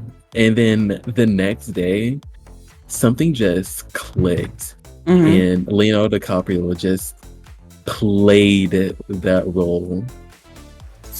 It was just scary how good he was that next day. Method acting is serious. Yes. It was just like, dang, like, okay, like you didn't have to act that good. Like, but too I know good. you had to act like a slave owner, but like, He ain't been in the drama since. Talk about it. He said, "That's enough for me. He's like, I did it. I'm good. I did it. Mm. I crossed the threshold. Never again. Ain't no Yeah. going back from He this just one." crosses out. Yep, I did that. One. Yep. Okay. I did that one. All right, next. but yeah, that's just like, I don't know. This is one of those moments to where, like, even if they were acting, just Mhm. because of the generational trauma that Squinty, almost you know, you really every acting? black person has, it's just like a reaction inside of yourself, like, oh my god, they acted, Mhm. they really did that, Mm-hmm. and you're just kind of afraid. You're just kind of like scared, like, what the heck? It came out of you a little too easily sometimes. That's really me when I be talking to It people. really brings out I'm like, that you said that too small. like your ancestors are just like quaking, like, You know what I mean? Raging. Raging. So we had a question in chat actually pertaining to the earlier topic from Sugar Plum Queen. Yo. So I want to ask, in regards to NSW art, what are some things that artists can do to help separate doing good smut art of black people versus the disrespect fetishism? I mean, just obvious ones, right? Like, stop with the chocolate. I mean, like, I feel like if it's in a public space, unless it's situational, I just wouldn't say just straight out say like words there's like no chocolate way to or like, something oh like yeah, that. I'm just gonna You know what not I mean? make a fetish out of you. Like, okay, just Right. don't. It's- Just don't fetishize me. Right. Like Like I would say just when straight you're off drawing the something bat, with intent. especially if you don't know the person. Like if you know the person, like your Yeah. friends, stuff like that, like I mean, like sure they give you the pass, whatever. But like especially if you like don't really know them that well, like Call what people person food like names. that, then don't say stuff like that will fetishize them, like chocolate and stuff like that, or like Referring I don't to know, their just body weird parts, stuff. things like that. Yeah, just So weird stuff. it's something like if it's a friend or a fellow VTuber or like another streamer let you know, like that's probably gonna be okay. But like if it's like you getting yourself depicted with a black person, you gotta be careful. Is what I'm reading. No, there's not really anything to be careful about. Like, honestly, I can't help you if you already fetishize black people. Get your shit together. like get therapy, get help. But like, if you don't, and you don't, no one's gonna know. No one's gonna think you do. Yeah. Like they're very like I could literally name artists off top of my head that draw fetish art because you see it and you're like, that's a fetish. If I see, what are some elements like fetish? Like what are the fetishes? it's a very the most consistent- basic example. Yeah, it's really consistent. Most basic example is like, oh, I see like fucking. I will use something away from black people just to like give everyone that degree of separation.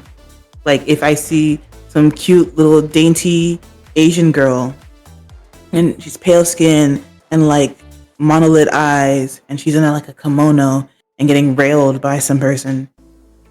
I mean, what am I supposed to think?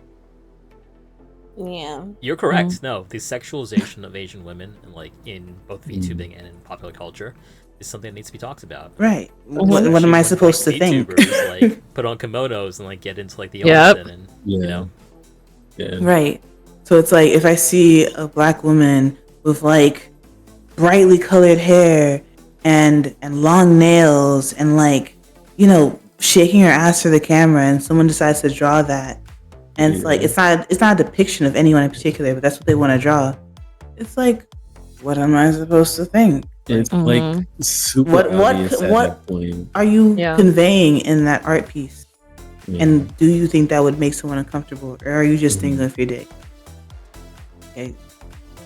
Things like that, if you have the just, common sense like, to ask very, the like, question super before you draw obvious it, you're gonna be because fine. they are literally just based upon typical like stereotypes. Yeah.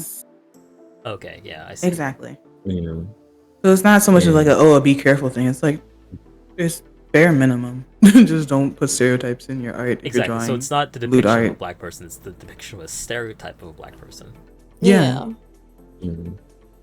Like I know a friend who does draw fetish porn, like specifically, and she doesn't draw like black women in fetish positions. Like, yeah, all her characters have like, because she does like inflation porn, so like all her characters have like bulging proportions and shit like that. But like between black women and white women and Asian women, any woman she draws gets the same treatment across the board.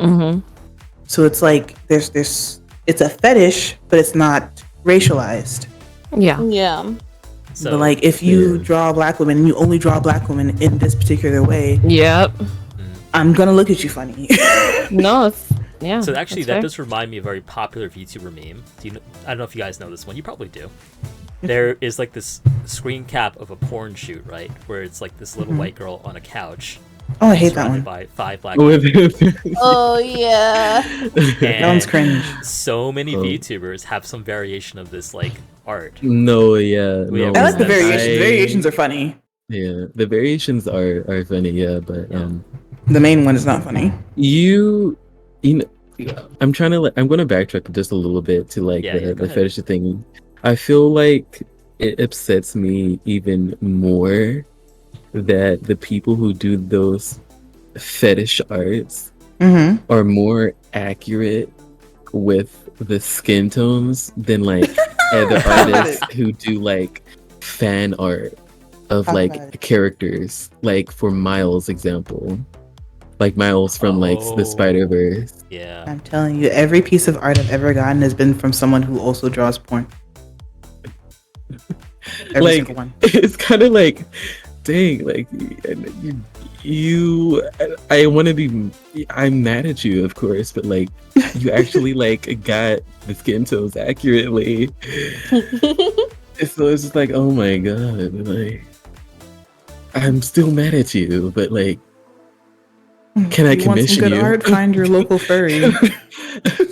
No, and I'm just, you know what, I tweeted about this the other day actually, and I think I deleted it. But I was like, dang, furry artists really do it. They be in their bag. They be in their bag. really do. Yeah, you're not And wrong. then I deleted it because I didn't want any other artists to Get it feel mad like, at you? like what did he say? Like, but this is how I feel, because I feel like they understand skin tones better. I don't know. But that's not as to say that there's like not any like artists out there who don't draw furry that don't draw skin tones correctly. There are, but they're just super hard to find. Mhm. They're super hard to find, and they also like they charge very high for like their Yep. prices. But yeah, I have like one artist out there that I know that draws at least my skin tone very, very accurately. There has been many artists that I've commissioned in the past that did me so dirty. I've actually Yeah, I feel that. had to not post to any of those. I was just kind of sad. I was like, oh, I really wanted to post that. But I look, oh my god, if Tenchi, if you're still here, you probably know exactly about at least one of those commissions, because I remember posting it. And you was like, you commented, who is this Dominican? Oh, Dominican, Like, damn. who is this Dominican? I was so light skinned in that commission. After I saw that comment, I immediately deleted that. I was Why so you fuck you up embarrassed. like that. At least I DM me was so- first. I was excited to I post know, it right? too, because like at the time I didn't really I didn't really look at the skin tone Yeah, like because you were like that excited. and think like, oh, that's a little bit on the light side. It wasn't a little bit. It was very much on the light side. You know what? I'm gonna actually post it. Was it like I'm gonna Skeb on the post it. light side? I will post it and I will just show Oh, you no. guys. Yeah, I'm like looking for one that I got too that was like really light skinned. I will Thankfully. just show you. That was guys. literally Thinking going to be about what my artist. my answer was for the question. Was I starting VTubing because when I first started streaming, I was an on-cam streamer and then eventually became a VTuber Oh my God, high later five. down the road. Oh, thank you. I posted it. In the Oh, sorry, I just saw the picture. I see what you Who's this mean. Dominican? Okay, yep. I know. I And get don't it now. me wrong. I didn't it's try so to nice. tell Your them melanin. They to really get did. the skin tone accurate. I actually gave them references, like references sure you did. to like, Yeah. pick from and stuff like that. And I was like, I remember They just them saying ignored like, it. "Hey, these are okay, but like, can I use my own colors?" And I was like, What? That's totally Oh. fine They as long as reskinned you can you? get my skin tone It right." reskinned That's what I them. told them. Yeah. And then they gave me this. And all I could think of, like, this was like one of my very first art commissions. And I was just super excited to get They Street Fighter reskin you. That's insane. They really did. I Absolutely. posted it. And then Tenchi was like, "Who is this to make it?" And I she was deleted right. it so freaking fast. I was feel that, embarrassed, though. and then I unfollowed that artist so Aw. quickly. Yeah. And I didn't commission them again because, Sad ending. Yeah, because when I first started, and I was just so excited to get VTuber fan art, and I was just rushing to Fiverr, rushing to look on Twitter who had their commissions open just to get art, right, of my model, because I just got them. So No, wait. No, they did you dirty. I have to tell, Wait. can you please recolor it, please? Yeah, no. Why would they even make you? What? Yeah, that's not even Like, she forgot close. my fingers too, so like. Who is that man? Oh my god, I didn't even notice that until you said something. I posted it, and people like, yeah, she forgot one of your fingers. I'm like, fuck. But yeah, that was the one thing I was getting whitewashed a lot, or they were taking away my curves, so it was a lot more of the kind of like the petite basic Asian. anime girl. Well, yeah, body. exactly. Mhm. Which I think is funny because most people, at least that I know of, if they want to make an anime character, there's usually booba for days, hips for Right. days, So I'm like, what's happening? Why are you afraid? Booba. Yeah, and I'm like, hello? Like, what happened to my curves? And like, I'll even ask, there's like a specific artist in the very beginning when I first started. I barely posted any of it because she always made my hips really like, and if people have seen my model or seen the reference sheet, like, she's got that ass. Yeah, like, it's a wide load that I'm happy about, you know what I mean? And like, and they just, every single time, they completely take like more than half of my hips away. And I'm just like, what's tax? Yeah, no, bro. Like, 50% off. they're getting 50% off of my model, and I'm like, what is happening? Give my girl back her hips. And I always felt bad because I think that's like also the people pleaser in me. That's also, I don't want to keep asking for revision after revision, Like, especially in the beginning. I don't want to ask you no more. That's It's hard for me. So I sit there and I'm like, could you make the hips a little bit bigger, just a little tiny bit? And they're like, yeah, sure. And they'll just add like a little teens, A little bumpy right? bump. Just a little sprinkle of hips, and I'm like, no. And I have to like no, for real, like just a little something, like Salt Bay it up, like just a tiny bit. Put a little sprinkling of seasoning of melon on it. Just a little bit, Mrs. Dash, that's all. And I'll even put the reference sheet back and be like, hey, so I don't know if you can see it, like this is what like I'm talking about, and they're like, yeah, and then the same thing, just the smallest amount of hip, and I'm like, what? Is there something wrong? Did I do something wrong? And every single time I would, at least in the beginning, like I've noticed, especially because my model does have quite dark skin, that like they'll try to lighten it just like a little bit more. Or every time, like there was one that was completely like in pretty much she looked white, and I was like, what made you think? They're like, sorry, I don't. They're like, sorry, I've never drawn, a person with brown skin before, and I'm just like, oh, okay.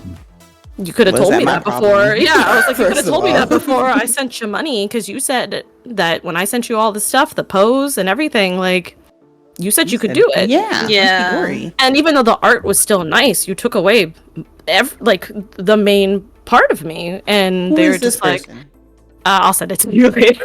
But like, yeah, it was somebody on Fiverr. Sometimes, Fiverr can be hit and miss. You know what I mean? This is Fiverr. I have gotten so much experience from commissioning different types of artists, as to where like now I'm very like kind of picky and specific. Yeah, that's what I was gonna say.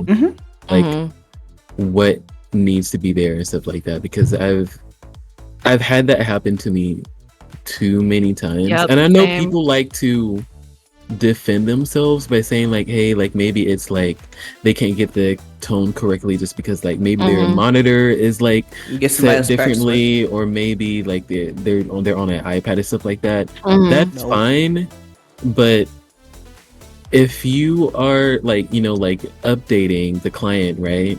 You should always give them an update and always let them like give you feedback. Be like, hey, that's a little bit saturated. Can you go like a little bit more like on the yellow side and stuff like that? And there has fortunately been, artists who have listened to me on that part, and I really appreciate them for that.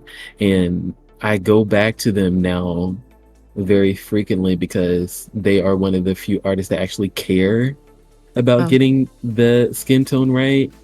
And you can really kind of tell from the artists who care and who don't care, right? Yeah. About like getting it right. They'll be like, hey, here's the finished product, and I'm just like, whoa, like, Yeah. you didn't give me like any like update, like and a check on me on like how the tone is correctly or not. Because some artists, or most artists, they just see black and be like, hey, I'm just gonna pick this random just like dark color, and then boom, that's just gonna represent every single thing. No, because there are different shades, and mine in real life at least is kind of on the neutral side. It's not really like too red. Don't get started on undertones. It's so real. It's like it's like neutral, and I don't know. It's like it's not that hard. It's not that hard to do, honestly. Just if I'm just gonna talk to like any artists that are, I guess, watching, right? I will say this: always check with your clients, right? Double check with them, because what you see on your end might not what actually be for the clients. And for me, I personally, as a client, I always like to check on my phone, on my first monitor and my second monitor, because they're on like different settings, like in temperatures and stuff like that, and see how accurate it is for me and how accurate they can see it as well. So I'm just like, okay, so like that's a little bit too saturated. Can you like tone it down a little bit? Or maybe that's a little bit purple, or maybe that's like a little yellow. You know what I mean? Yeah.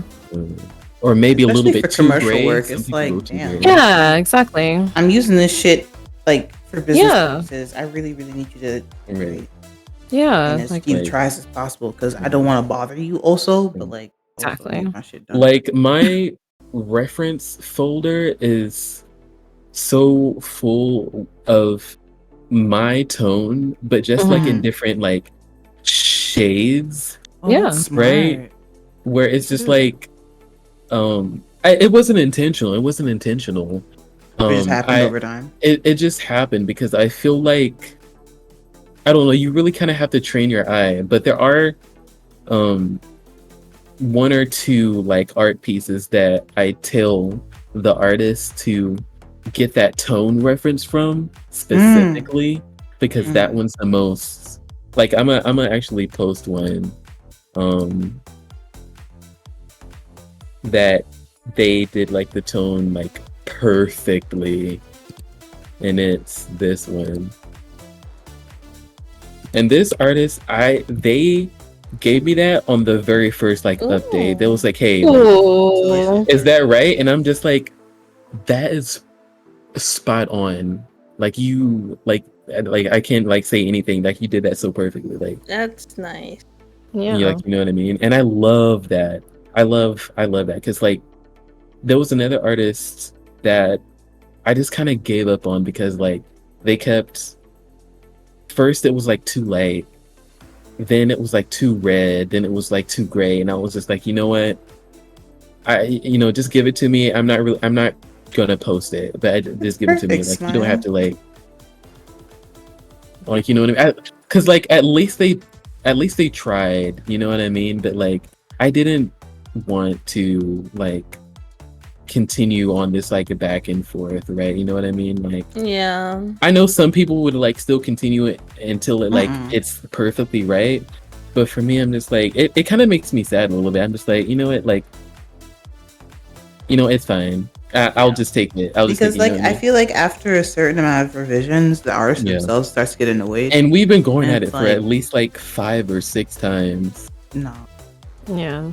Just like I mean, the fact that they're going doing after that for you is really nice. Right. And yeah, of course you appreciate Right. it, but at first, both of I y'all will, gonna I get will started say they frustrated. were like kind of hesitant at first because like I don't think they expected it because like not a lot of these artists work with Black creators, They don't. so they don't Which get is that insane because they'll be following each other. Yeah, they don't get that type of feedback. So whenever like I'd be like, "Hey, that's kind of wrong," they'll just be like, "Oh, you know what I mean?" And I'm like, "Yeah, that it can be a little bit more neutral," and they'll know what to do. They just start throwing colors at you and be like, "Hey, like." They'll just start throwing different shades, and I'm like, "Are you actually looking at the references?" Like, I don't know, but I'm super glad and thankful to have artists just like Footlong that get it right the first time. And you just know that they spent time actually getting skin tones right, like every single skin tone. Like they worked with just about everything, like whether it's black or white or blue or like red and stuff like that. They just get it right. But yeah. Absolutely. So we're coming up on 2.5 hours. So I think we're gonna segue into the last question and start to wrap it up. So our last question for the panelist is: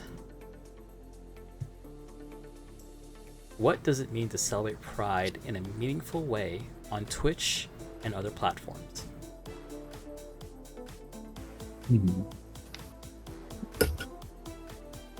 Okay, I got it. Yeah. Celebrating Pride is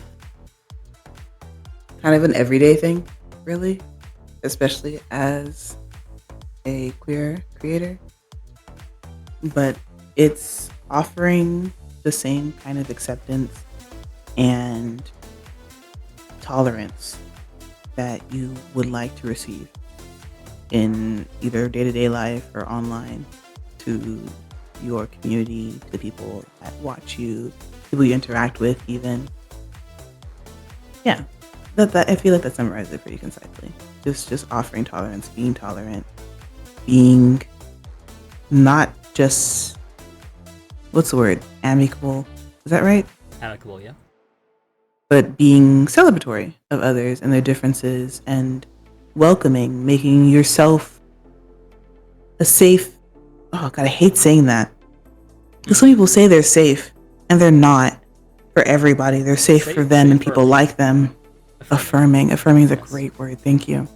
Being affirming for others, being that voice that says, hey, actually, like, you're cool with me. You're cool to be here. I'm happy you're here. Actually, I'd like you to keep coming back. That's what I feel like celebrating Pride is. Yeah, I pretty much was going to jump on that because I felt like, especially growing up for me, I didn't have a space where I could enjoy being part of the LGBTQ. I moved around a lot, and I was my family mostly enrolled me in like religious schools and things like that. Like, I mean, I even had a church that like kicked me out because, like, at the time I identified as bi, because I was young. I didn't know that there was more to it. And and I also wasn't educated on it, so I think that's even before I started vtubing, that was always kind of my goal. I wanted a place where we're especially women of color to be celebrated and acknowledged a lot of the time, because again, growing up either side of that, I felt like we were always put in a box that like we didn't need to be in. And I would rather empower you, or it was always the opposite, where we're either competing against each other for some sort of recognition and power and anything like that, and just trying to compete in a non, like, for, and like a white woman world in a sense. So I wanted to make a community, or at least an area or space for people to come in. Doesn't matter where you are in the alphabet mafia, or in, as a, POC, that you could just come in and just be yourself. And that's why I always tell people, like, you can just squee along with me, whatever you're into, hyperfixations, whatever you want to call it. Like, you can just be yourself, and you don't have to deal with the judgmental eyes on you or the societal like standards that you need to fit in order to exist as a person. And I've been able to do that more, I feel, as a VTuber than I was on cam. I think because I was also going through my own stuff and kind of figuring out my identity. And VTubing kind of gave me that confidence to do that. And meeting great people within it, which I know, like, everybody here on this panel understands it. Being in the VTuber community can also be a lot of drama and a lot of stress. Yep. But I also feel like I don't think I've ever been able to find that sense of family, and like close friends and just people I've spent a lot of time with that are just online than I have when I became or started in the VTubing community. Like, I've established wonderful relationships with people that I don't think in my entire life I would have been able to do. And it's something that I really enjoy, especially finding POC VTubers. It's been such a fun and awesome journey, you know? Yeah. Absolutely.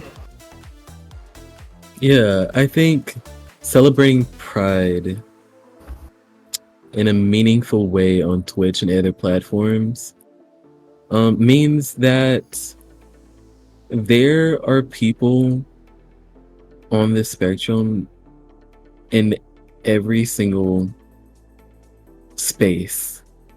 And celebrating Pride lets them know that they will be accepted into that specific like that specific space on Twitch and like other platforms.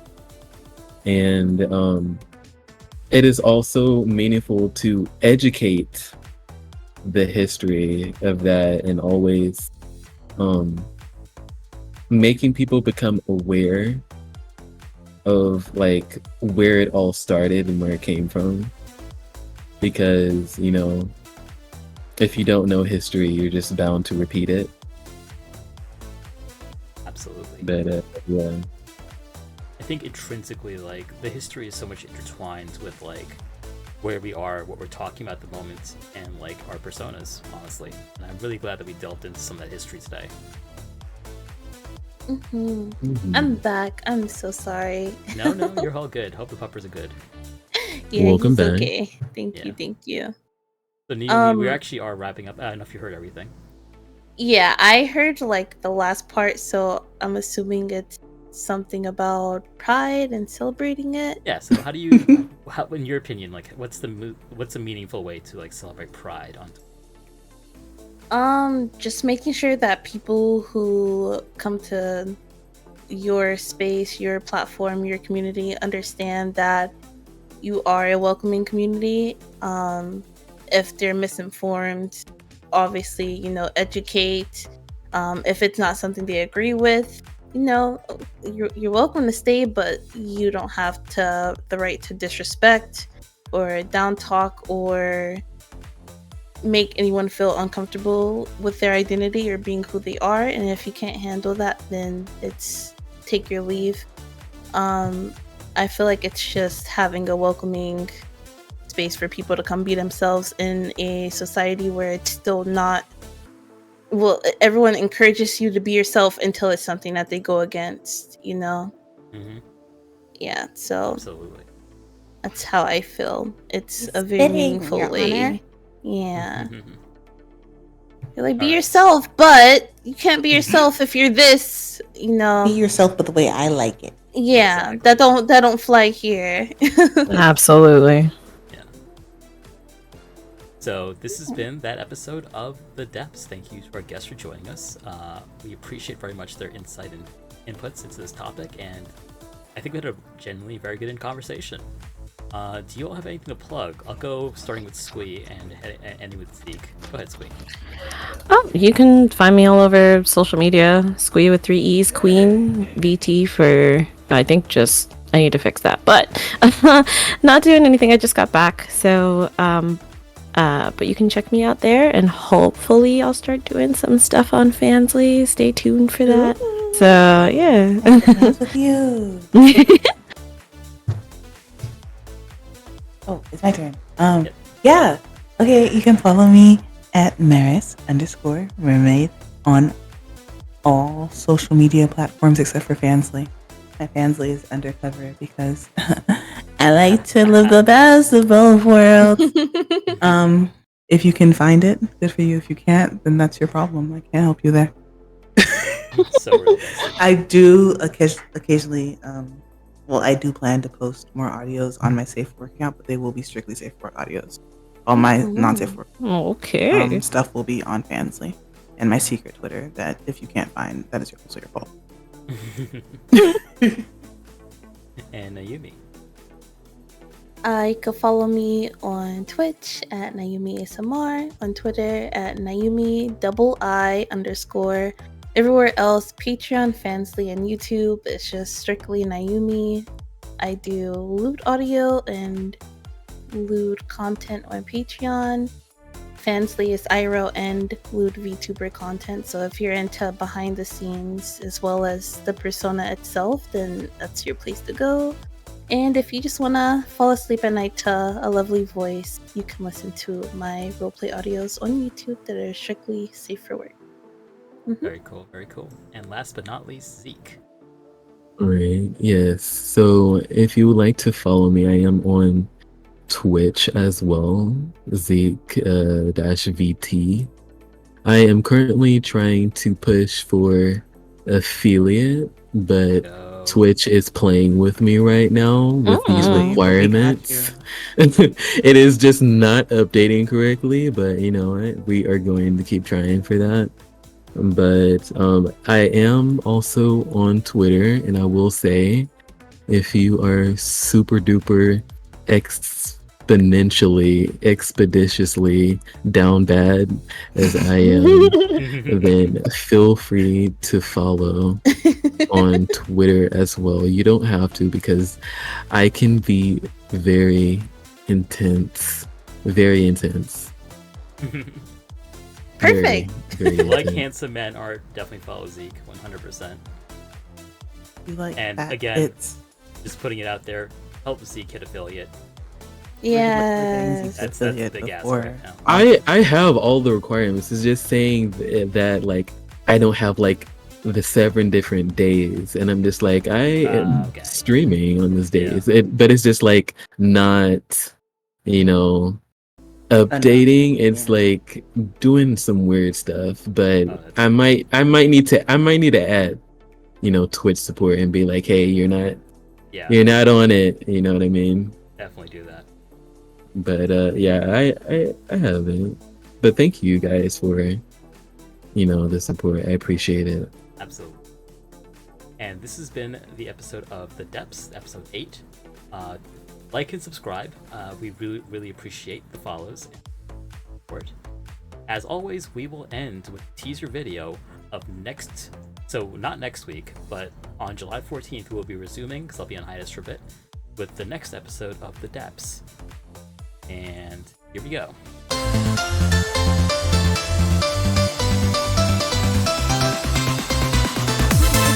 Okay.